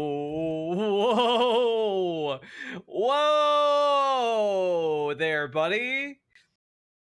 You guys are all accusing me of it being an anti-Semite. I might as well be an anti-Semite. Huh? What if I dropped some slurs about them, huh? Would that make you happy? You're all calling me anti-Semitic. I've become the monster you want me to be. Like, this is nuts. This is like a child's conception of the world. Okay, everybody, you're about to watch a discussion with several Turning Point USA chapter leaders from across the country. Oh boy. Question, do they message the N-word to each other a lot? Because I remember certain chapter leaders in the past getting busted for that. It is a spirited discussion about Israel, about AIPAC. I'm sorry. Bitch, are you wearing a plastic cowboy hat? This is not I don't think that's a real cowboy hat. A little about immigration, about housing. It is real, it's raw, and it's gonna probably bother people on all sides. But honestly, it shouldn't, because this is what's called a focus group. This is about getting down to what the consensus of this generation is. And I think towards the end of the conversation, we come to a really good path forward. One that obviously rejects all the Jew hate, but one that also says, you know what?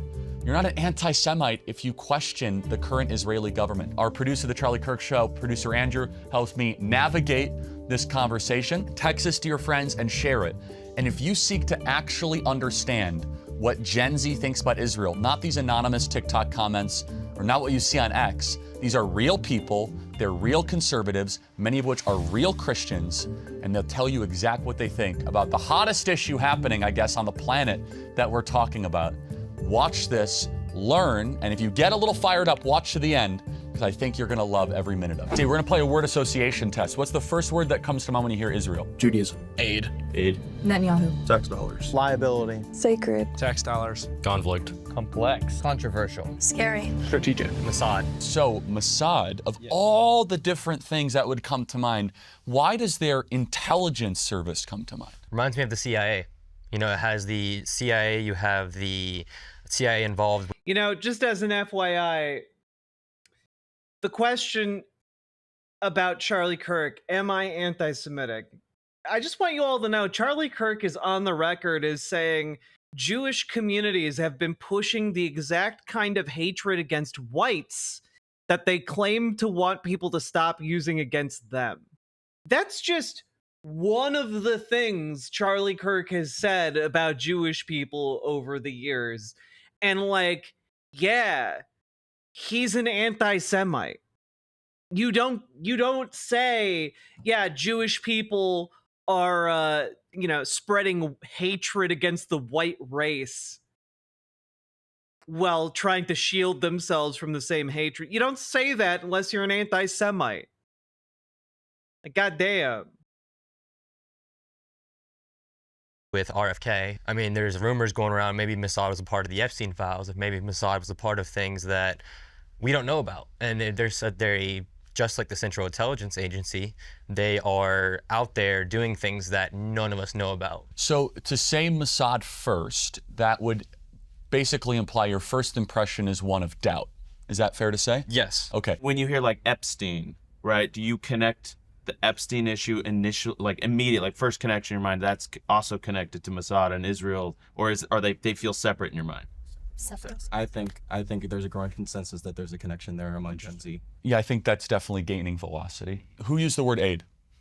You did. Why did that come to mind first? It's very similar to our support for Ukraine. We're sending a lot of money over there, not really getting, in my opinion, a huge return on investment. And so that's like the first thing that comes to mind, because when people talk about their distrust or dissupport for Israel, that's the first thing that usually comes up is all the money that we're sending them. I think we have a lot bigger issues at home. I think we should be spending most of our tax dollars on... Sorry, I forgot to switch back to the show. Securing our border, keeping our home people safe, rather than, I mean, we've seen illegal immigration that Joe Biden let through our southern border come in, and we've seen thousands of Americans die because of it.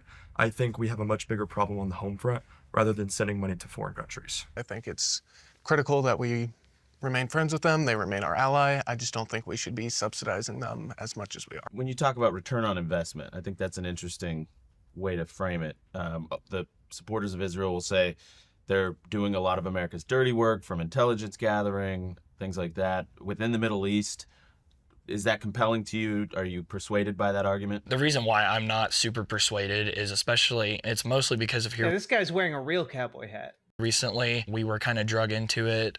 We were negotiating, we were having negotiations, and then they struck, they killed the people we were negotiating with, and it kind of derailed everything and sped up the conflict a little bit. Oh my God. Yes, that is accurate, actually. That is actually what happened. Israel forced a conflict with Iran. Yes.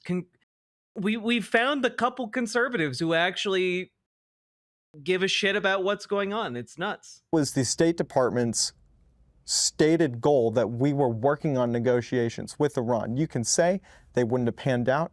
You can say that maybe they were imminently about to collapse, but we were still in active negotiation, and yet Israel launches Operation Rising Lion to go in and strike Iran while we are mid-negotiation. How many of you guys would say you think Israel got us into that conflict? You would say yes? You would not say so much? I think we were willing to join that conflict. I don't think we were pulled in unwantingly as if we were dragged by a leash, in more uncertain terms. I think we have the authority and the say of whether or not we want to be involved in that conflict. And I think we saw the prosperity that we would unleash if we joined the conflict. When you think about Israel's history in the region... We saw the prosperity we would unleash if we joined the conflict? That's a deeply weird way of phrasing that. And even with Hamas or Iran, these nations have sworn to destroy and annihilate the nation of Israel, right? At what point does it become, given the context, at what point are you going to be okay, or would you never be okay with the U.S. defending Israel's right to exist and essentially saving the country. I think they absolutely, I mean, first and foremost, they have a right to exist. They have a right to defend themselves. That's not the my issue with it. I can kind of give an analogy is that our house is burning down, and so is our neighbors, and we're trying to put their fire out before we put ours out. That's kind of how I view it. So when you guys find out, and I don't know if you're aware of this, but when you find out that we're basically every year we send about almost $4 billion to Israel, does that make you upset, or do you understand it given that they're under sort of crisis ongoing? I would say upset, and the amount over since 1948, it amounts to 319 billion adjusted to inflation. And I'd say that I can think of multiple things that we could have spent at home that would have been a better allocation of our taxpayer dollars. And I feel like this money. I would love, right, for some of these, younger conservatives to say specifically, what do they think those tax dollars should be spent on? Right? I would love like a specific like specific programs, specific ideas, because like we could just reallocate funding right now to spend on like housing veterans. That's usually a pretty popular policy among conservatives. But like, what do they actually prioritize when they think about domestic spending? Because I hear almost nothing from conservatives about what kinds of programs they think would actually help people. And I'm kind of curious, like, what do you want to have spent this on the entire time? Is it just all police? You want $300 billion spent on the police? You want a domestic army to like black bag people off the streets? Like, what do you want? Like, what does this look like to you? It could have been well spent in supporting an economy that would support our generation being able to afford homes rather than military strikes for Israel. What else? What would you want to see? Again, like I want to know, what does that how do you get to the more affordable homes from this conservative mindset, right? Usually that just translates to you give government contracts to like building companies and then they build whatever the hell they want. From their government. If their government came out and said, we have a 5-year plan to decouple from U.S. aid, would that help people's view of Israel? If they said, hey, we want to be self-reliant. Yes, 100%, absolutely. Do you think that would help? Yes. If they're like, thank you for the help since 19... Wait, but we aren't... okay, I'm pretty sure... I'm not an expert on this, but I'm pretty sure U.S. aid... Wait. Self-reliant. Yes, 100%. Would that help people's view of Israel? Yeah, so he's talking about U.S. aid. And I'm guessing, like... this is confusing because there's an agency called U.S. aid. So if we're giving supplies via U.S. aid, like food, medical supplies, I have no problem with that going to any country on earth. When we're talking about, however, bombs, yeah, we cut off that supply of bombs and ammunition. Absolutely. Yeah, and I understand that he means aid from the U.S. Yeah. But also, their popular punching bag has been USAID, the organization, you know? If they said, hey, we want to be self-reliant. Yes, 100%, absolutely. Do you think that would help? Yes. If they're like, thank you for the help since 1948, we're a rich country, we've balanced our budget, we have money in our sovereign wealth fund, which they actually do. Thank you. We're now going to decouple over the next 5 years and basically transition. Do you think that people would think higher of Israel? At least we'd stop talking about it so much. Yeah. Would you put that like as a primary? Yes. Yeah. I would say like that can kind of follow up with a lot of other things, like a lot of other like even European nations. Like I feel like they were kind of like even Trump had to like kind of even out NATO so that everyone was kind of paying the same, not the same amount, obviously, 5%. Yeah, but it just because like nobody wants a lot of Americans do not want people freeloading off the United States. And as you said, 319 billion being sent to Israel over all these years. That's comparable to the... You know, I just have to point this out, right? One of the reasons why the United States spent so much more on NATO is so that European nations would be more reliant on the military-industrial complex in the United States, i.e. there would be more jobs and more manufacturing being done in the United States to supply weaponry to those countries. That benefits like the US economy in a general sense, which is one of the reasons why we did that, right? It wasn't freeloading, it was a handout to the military industrial complex of the United States. We've sent to Ukraine, and there's been a lot of controversy over that, and yet not as much over Israel. And people are judged very heavily if they critique that aid that is given to Israel. I think I'm pro-Israel. I support them. I believe Israel has a right to exist. I believe that they are the only state in that region with the right to exist. But why are we? Why? I want you to elaborate on that idea. Like, oh man, I would love to be in a room with these people and like just pick their brains. Like, why do you think that? Why do you think that Israel is the only state with the right to exist in the region? Like, just straight up, like Syria, Lebanon, Jordan, like these countries don't deserve to exist. I'm wondering here, like, in his mind, what gives a nation the right to exist, right? Because in a realpolitik sense, like in a geopolitics, there is no really right to exist. There is the power to exist, right? If you have the power to exist, you just exist. And so, like, to me, like, the question, does Israel have the right to exist? It's an irrelevant one because Israel does exist and it has the power to maintain that existence, right? Similarly to these other nations that are around Israel, they have the right to exist because they have the might necessary to make it so, at least in a general sense. So I just find it a very interesting statement coming from a conservative, because it does kind of seem like a green light to like go ahead with expansionist projects, to like seize land from other surrounding nations, to build the greater Israel project.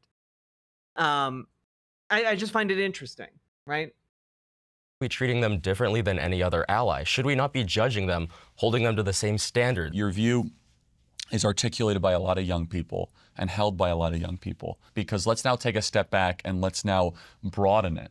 How many of you guys think when a lawmaker, and a man I respect like Ted Cruz, uses the Bible to justify aid to Israel, doesn't even know the verse, do you guys think that's like not the best way to approach this? Raise your hand.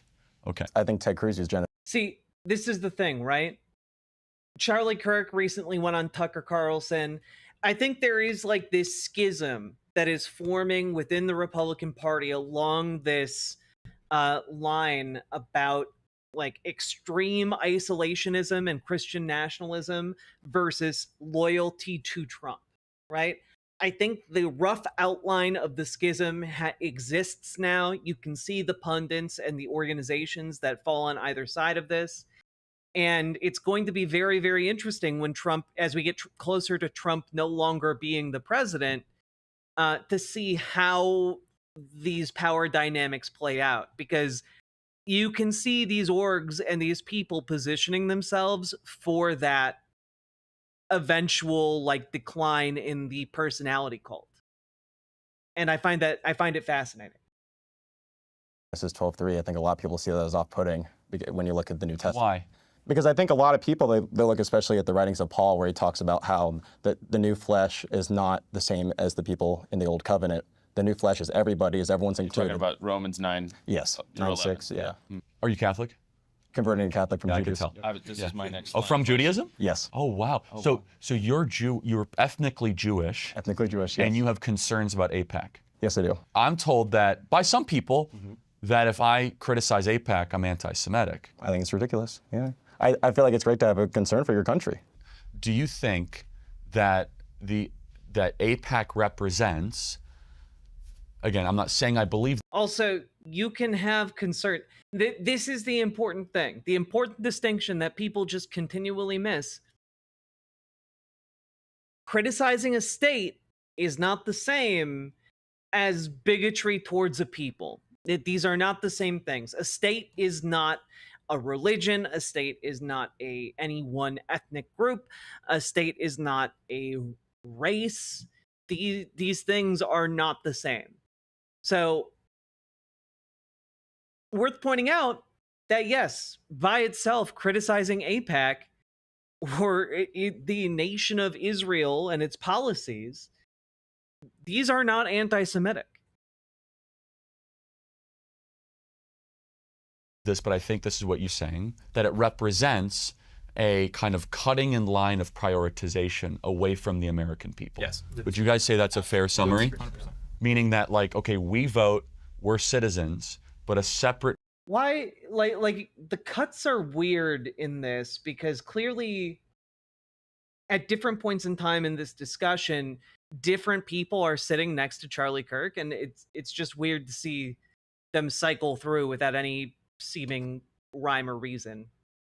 It's really stitched together. Higher priority because of whatever reasons. You look like you want to chime in. That the entirety of the idea of a pack is to represent a group, but the fact that we're allowing a group that doesn't even represent American interests to influence the people who are supposed to be representing us, I have a huge problem with. And that's why I've said this before, and a lot of people don't like when I say it. I actually think there's probably like 20 representatives between Senate and House who I think are actually fully doing the work of the American people and don't have the interests of some group.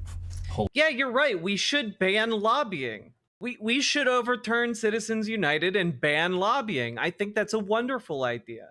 Their sway. But when you hear that lots of other countries also are lobbying, do you think, I mean, that you probably don't know the names of those countries, but it's happening. Does that upset you equally, or is AIPAC just get all the press because it's so top of mind? If those other ones are doing home. the same thing, of course. I do not think that other countries should be telling us how to spend, you know, the telling our representatives and people who are here to represent all of us that they should be focusing outside of the United States. America first. Thank you. I find prophecy as policy generally to be theologically problematic. I mean, there's plenty of things that the Bible says that have been done. Charlie's face, look at that. To be theologically problematic. I mean, there's plenty of things.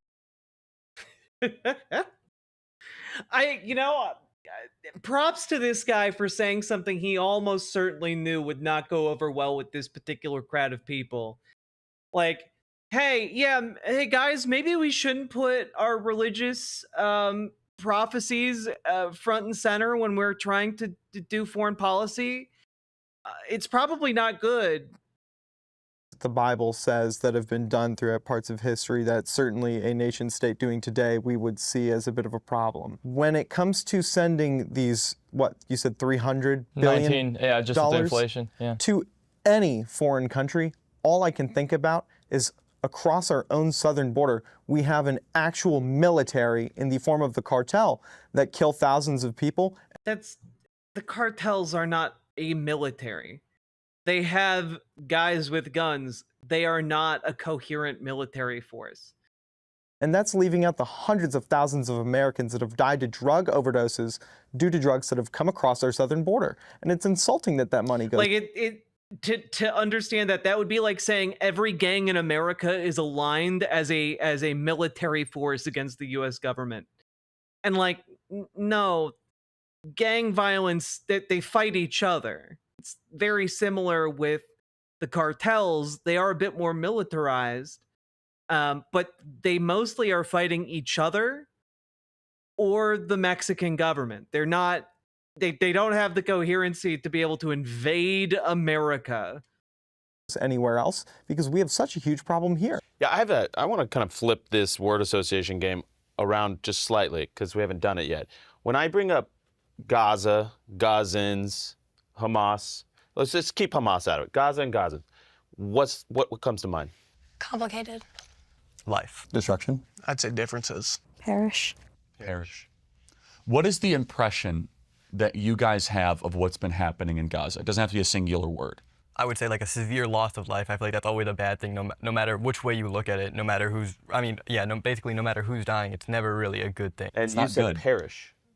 So would you say that on social media you see a lot of maybe kids dying or death and destruction? Is that getting fed into your algorithms a lot? Yes, and actually on our school's campus, they'll have these little missing. Damn, even the young conservatives are like coming together and being like, yeah, that looks like massacres, all right, at the very least.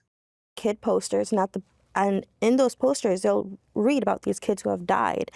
They try to have us to have more sympathy for them, and it's like at the end of the day, as you had mentioned, they are humans. We already have sympathy for them. So on campus now, let's do.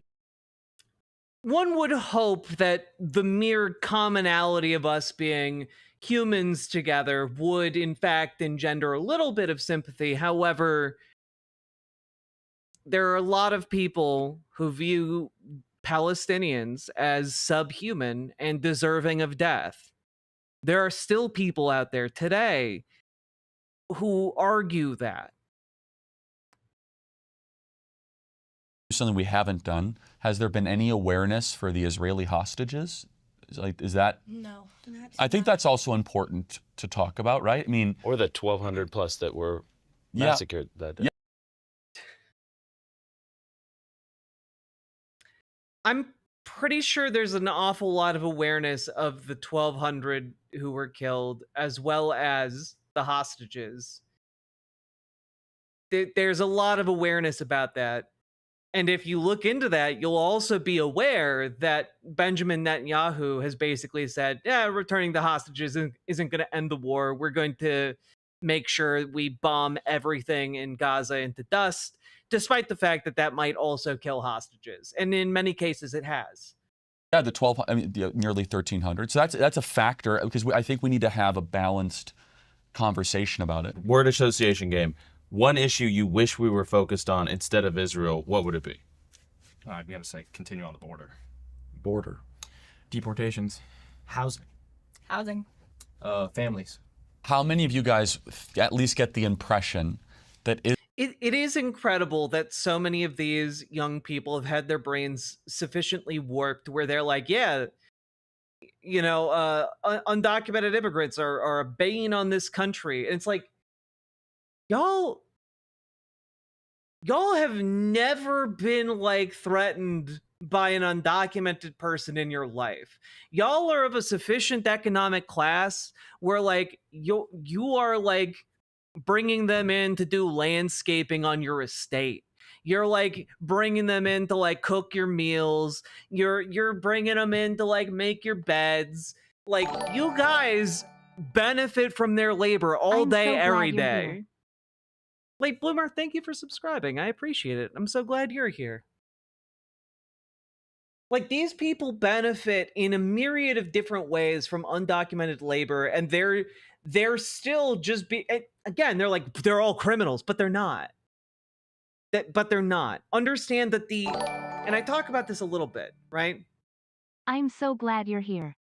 Late Bloomer, again, thank you. But I've talked about this a little bit, but the severity of breaking, like going over the border and being undocumented is on par with getting a speeding ticket. It doesn't make you a felon. It doesn't make you a criminal. There are plenty of law-abiding people who get speeding tickets, right?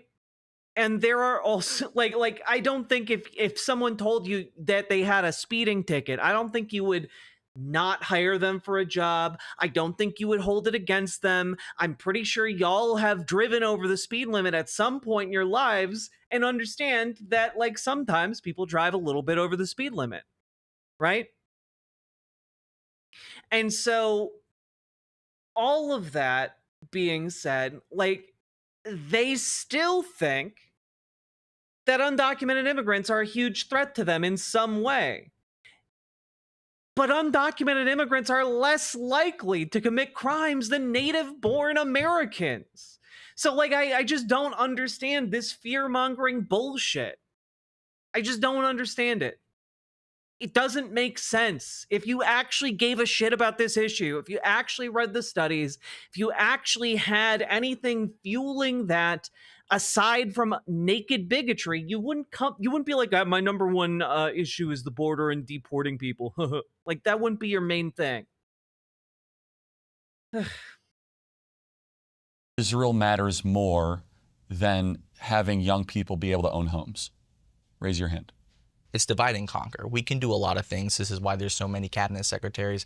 This is why we have a government that... Damn, it's true. You can pat your head and rub your tummy at the same time. That's a great point, especially if you have, millions of workers doing those jobs. Can do a lot of things is because we can focus on foreign stuff and we can also focus on domestic stuff. I personally am pretty all right with a lot of what we have been doing, but I do understand where a lot of Gen Z is coming from with a lot of this because, like I said, we can't buy homes, we can't afford anything. We can't really afford anything. So, do you guys see Jew hate increasing amongst your generation? I think that there's a lot of collusion between criticism and hate. I think that there is legitimate hate out there, but a lot of criticism is being framed as hatred or you don't support this because you're criticizing it. And that's like, I think that that's a little inseparable from what the left do you guys does. think it's anti-Semitic to say you don't like Bibi Netanyahu? No. No. I don't believe so. There is a rise of Jew hate, but it's not the majority mover. I think the majority mover of Gen Z and Gen Z conservatives is exhaustion. Precisely. Would you guys think that's a fair categorization? I want him to elaborate on that. Yes, for sure. I mean, again, there is like an isolated like weirdo, I hate Jews. Yeah, I think he meant conflation, Mr. Malachite. We don't like that. No one in decent society wants that. But instead, it's kind of like, can we just, I don't know, make it so I can buy a home? Or like deport people? Exactly. Yeah. We were already deporting people. How is this your number one thing? How is your number one thing? We gotta get the soccer moms who've been in this country for 40 years and have green cards. We gotta get them out. How is that your number one thing? That's crazy. There's something weird about him using the term Jew hate instead of anti-Semitism. I agree with you, Jazz Dog, 100%. Like, I feel like there is a bit of like he wants to be edgy in there, Does that resonate with you? Oh yeah, exactly. You're not anti-Israel. You don't wish them harm. You're not like cheering on Iran. No, I support. Yeah, yeah, exactly, Spitfire. In their minds, deporting people or having shelter are equally important. Like, I don't understand how immiserating a certain group of people that you don't like is as important to you as having shelter. That's insane. I think they're our ally. I want them. But you would be called an anti-Semite by some people for saying this. And I think that's ridiculous. I don't hate Jews because I think a nation should defend themselves. Exactly. Yeah. Like, I think that's the most ridiculous thing ever. I feel like it's becoming like the word racism. Like, we just disagree with them, so we just have to call them a name. I don't think they're actually anti-Semitic. I think people just can't agree with them, and they can't prove them wrong, so they just throw a word out and be like, you're anti-Semitic because you... Yes, because all bigotry doesn't exist, you see? The term bigotry is just when you don't have an argument anymore. Haha. Checkmate, atheists. Think that we should stop sending our money there. Something that I see amongst the people I'm around, I do see more like general disdain towards, just being honest, Jewish people. That's correct. Just because they're constantly being told that you hate Jews. And it's like, fine. If you're going to say I hate Jews over and over and over again, like, if I'm going to be convicted of the crime, I might as well do the crime. I think that says an awful lot about the group of people you're hanging out with, is if their response to, hearing people like them being called like racist or anti-Semitic, that they're like, okay, time to be racist and anti-Semitic then. Like, I'm sorry, a normal person just goes, well, I'm not those things, and I'm going to continue to live my life. You don't actually just go, oh, you called me a racist? Time to drop the N-word now. Like, that's not, that kind of indicates that they were right? God.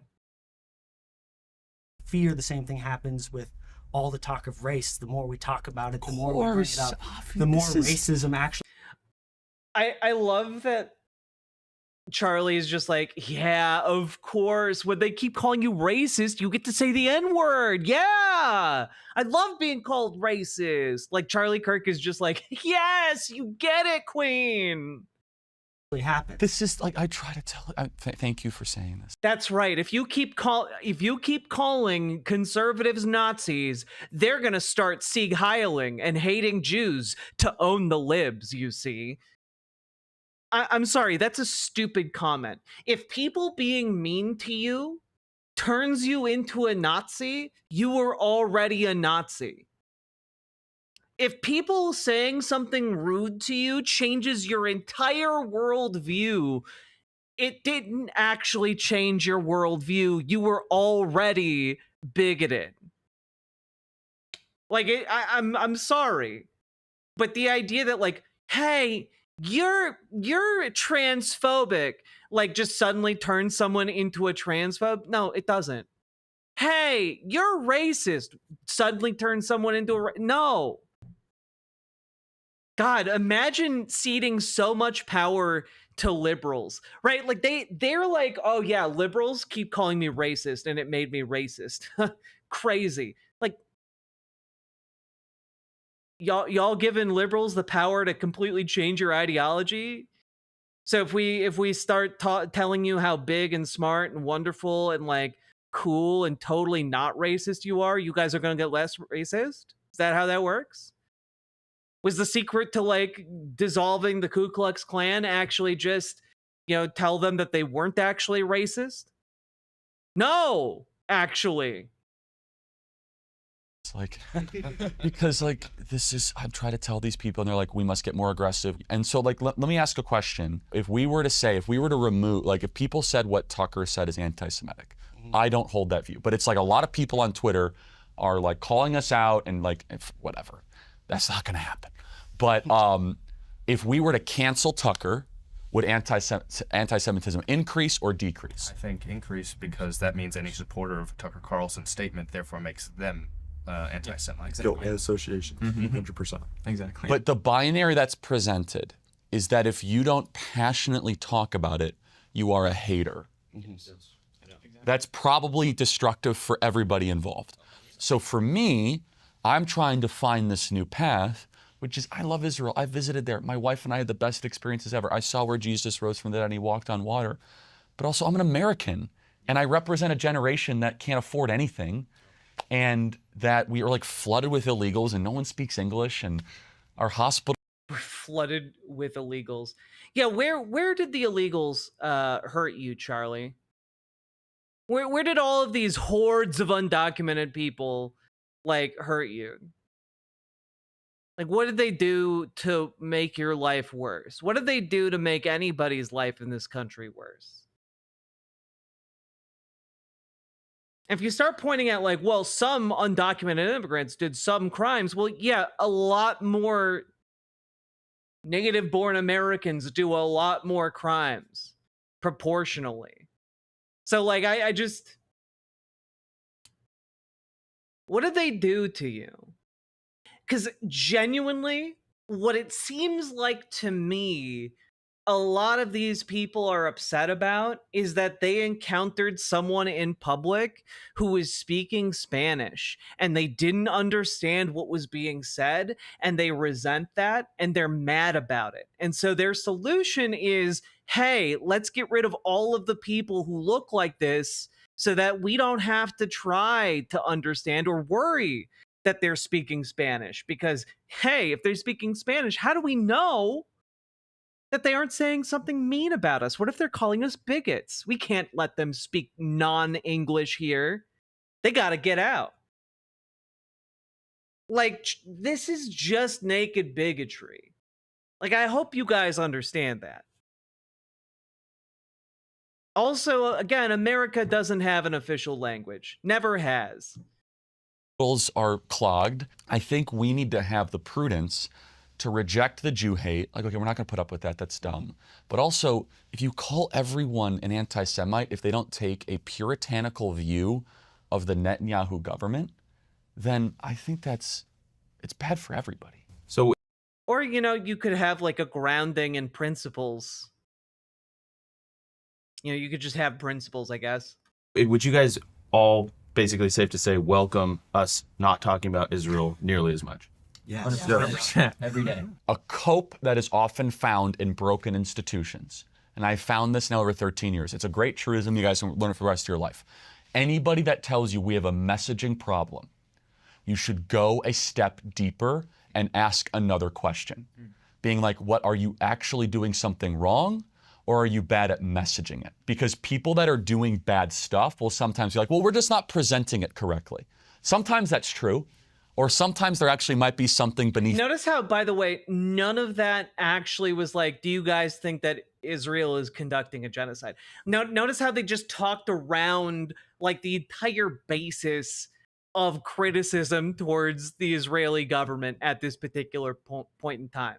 You know, the main thrust of the criticism is that they are doing a genocide, that they are starving the civilian population of Gaza, that they are in the process of enacting plans to create settlements across the Gaza Strip. Like, not a single word breathed about any of that. Just like kind of mealy-mouthed bullshit.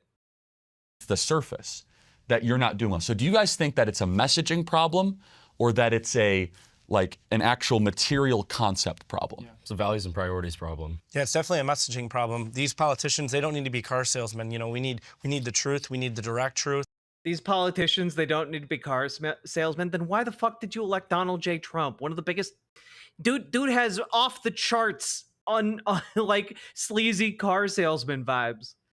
And nothing but the truth. But these politicians, they're not truthful. You know, they're digging Gen Z down in the dirt. Who represents you? Oh yeah, no, Konami Kun the Alpha. We are winning on this issue. Understand that, like, all those young people out there being like, yeah, we need to criticize Israel, especially in Charlie Kirk's orbit.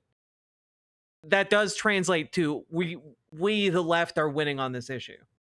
Best outside of Trump. Well, thank you. That's great. I don't do that just for the sake of it either. I mean, you're here involving us for a reason because we are the important group. We're going to inherit all of these issues. So no, again, the reason I'm doing this is that the reason we're doing this focus group, and Andrew will attest, I've been trying to tell them that there is an earthquake coming.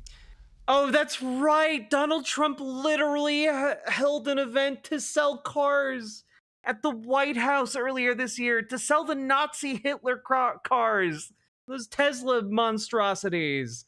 God, I forgot about that. Everything's computer. How could I forget? On this issue and in the country, and they don't believe me. So I'm like, why don't you just hear it from people themselves? If we don't get young conservatives in, we're going to end up losing to the Democratic Party because they're starting to get the younger generation involved within their representation. And it's just, if we don't start getting these young people from our generation or the next generation above us into Congress. I'm sorry, we gotta just real quick.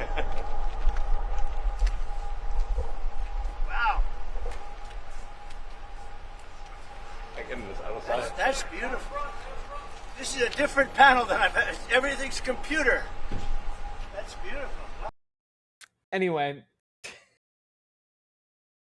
Then we're going to start losing. When this debate pops up on your social media feed or on campus, what is the most persuasive pro-Israel point that you have seen or heard? Talk about more about how they help us with intelligence. Especially with this new conflict with Iran. If you want to use that, say like, hey, Israel's very helpful in us deflecting with Iran and giving us influence over them because we can have more intelligence.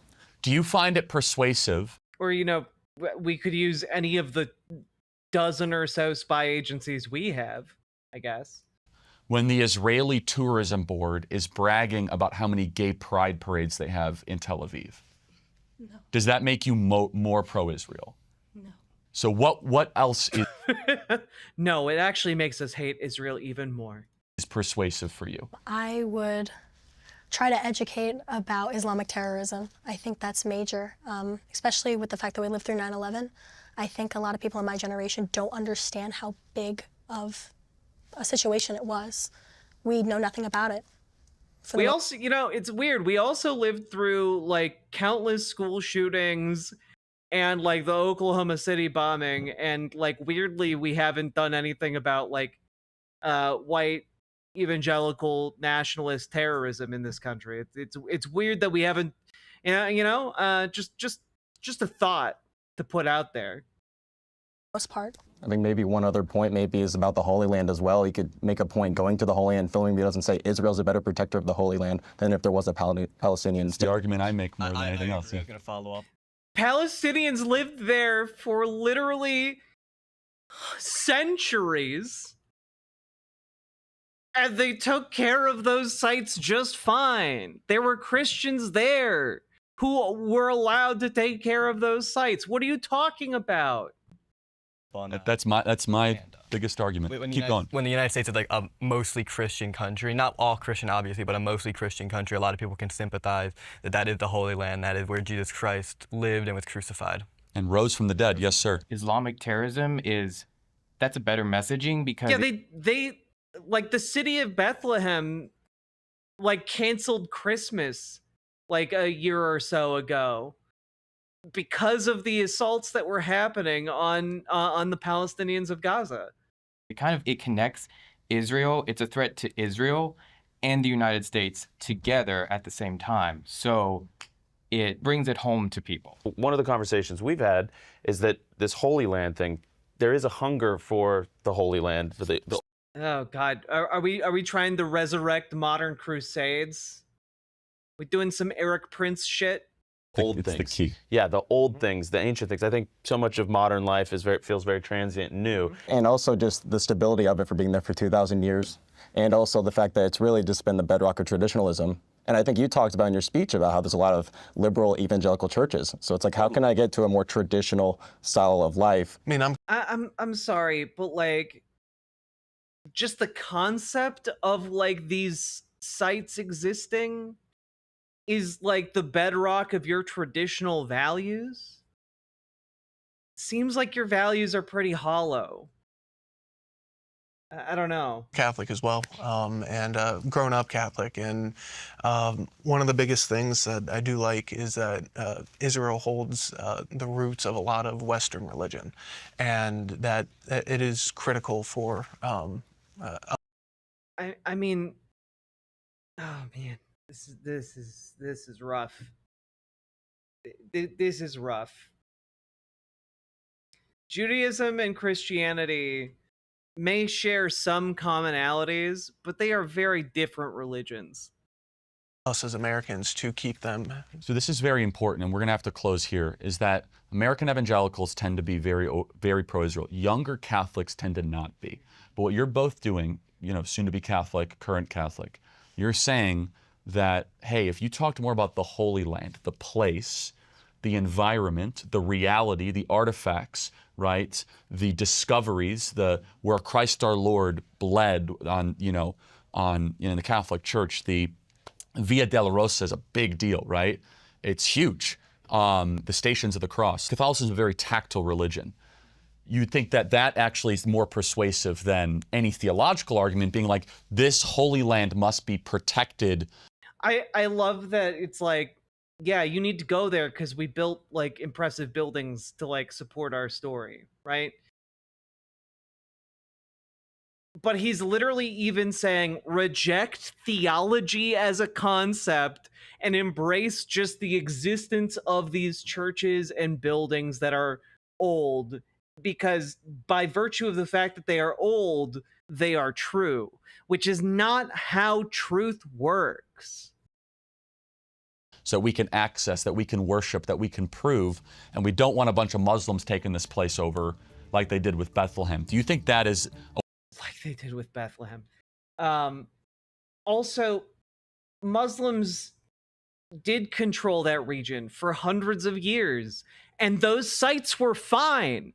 People were allowed to travel and go there to visit those sites, even when Muslims controlled that area. This attempt to create a dichotomy where like, oh yeah, if the Muslims control this, they'll just destroy everything. That's not true. It's not backed up by the historical record, and it is just Islamophobia. It is just naked Islamophobia, full on, full stop. Like, what what I find interesting about this is that Charlie Kirk is trying to use this to wash his claims of anti-Semitism away while embracing Islamophobia. Like, that's what he's trying to do. He's trying to make Islamophobia more acceptable to the conservative right. Not that it takes much prodding to do that, but he's basically trying to redirect the conversation to how evil and bad Muslims are.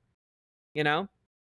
You'd be surprised. I would not actually be surprised at how many people hate Muslims in this country. I'm well aware. But like it is just him saying, no, guys, I'm not anti-Semitic. I'm Islamophobic. A winning argument for evangelicals, for Christians, more so than gay pride parades in Haifa. Absolutely. Yeah, 100%. Yeah, again, just worth reiterating that Israel doesn't actually allow gay marriage. So they're like, oh man, there are gay pride parades. It must be so woke there. There are gay pride parades in like Hungary, and like they just tried to make being like publicly queer illegal. So like I don't know, these people suck. Thank you guys for your time. Ugh. Ay, ay, ay. Yeah, I mean, it does boil down to like, oh, they're darker skinned than I am, therefore they're bad. But like my argument, I guess, would be that like, while it has been traditionally pretty acceptable in American society to be Islamophobic, what Charlie Kirk is doing is a deliberate effort to bring it back to like 9/11 levels, like post 9/11, right? He even invoked 9/11 in there, I believe. I recall him saying something along those lines. He wants to bring it back to that level because it's been on the decline, my understanding, since 9/11. You know, it spiked and then has been kind of on the downslide. He wants to recenter the Islamophobia in the American right as like a guiding star for them. So I understand that it is acceptable to a degree, but I think he wants to push that degree up from being merely acceptable to being actively supported. You know, he wants to bring back the era when politicians were passing Sharia law bans in like Kansas. So fucking dumb. Oh, one of the women mentioned living through 9/11. Yeah.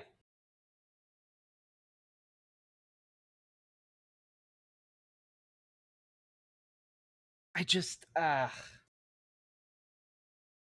what I think is happening is the attempt to redirect this so that like he can absolve himself of appearing like an anti-Semite because he says things that are anti-Semitic all the time, and also reframe the conversation around actually what we need to be talking about is what the who controls the physical Holy Land, because obviously Christians and Jews need to control that against the scary Muslims.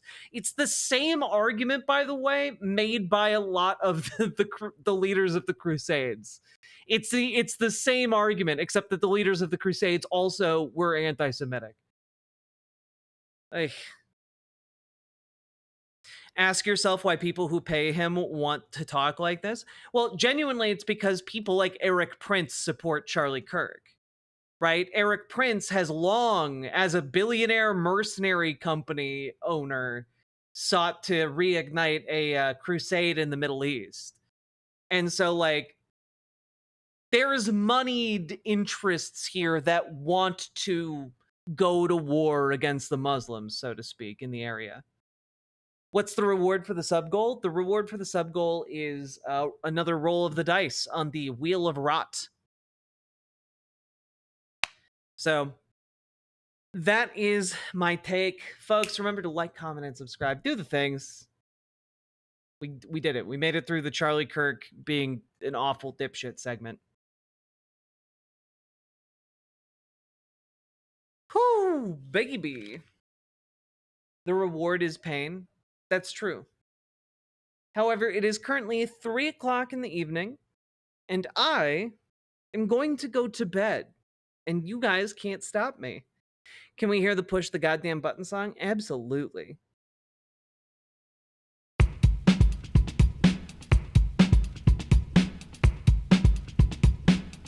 Go, go, go. Click the button, click the button, click the button, click the goddamn button, click the button, click the button. I don't know if you guys just heard that. Click the goddamn button, click the button, click the button, click the goddamn button, click the button, click the button, click the button, click the goddamn button, click the button, click the button, click the button, click the goddamn button, click the button, click the button. Thought the song was a given. Sometimes I forget. Click the button, click the button, click the button, click the goddamn button, click the button, click the button, click the button. Tomorrow we'll cover a bunch of other stuff, and reminder that tomorrow is the second to last night in his apartment, guys. And then Friday will be the last night. Moving is coming along. Got another delivery to make of stuff to the new place tomorrow, and I'm just gonna be trucking along doing all that jazz. Yeah, tea leaves, of course. I love that you guys can talk to each other, and like I can give you guys clarification on different things as we talk about different topics. Really, really nice. Yeah, we'll go out on that song, Banana Brains. And I will raid you all on Twitch over into a new stream. Not sure whose yet. 1 second.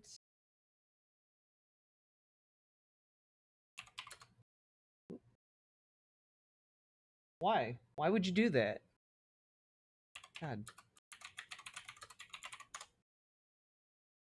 All right. Good night, you righteous scallywags. I'll see you tomorrow. Good night, folks.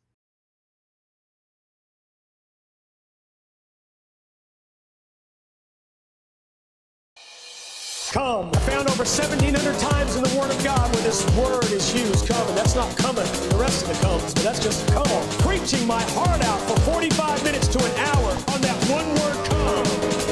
And it was one of our Lord's favorite words. Come unto me. Come and drink. Come and dine. Jesus said, come, come. And it goes on and on and on and on and on and on and on and on and on.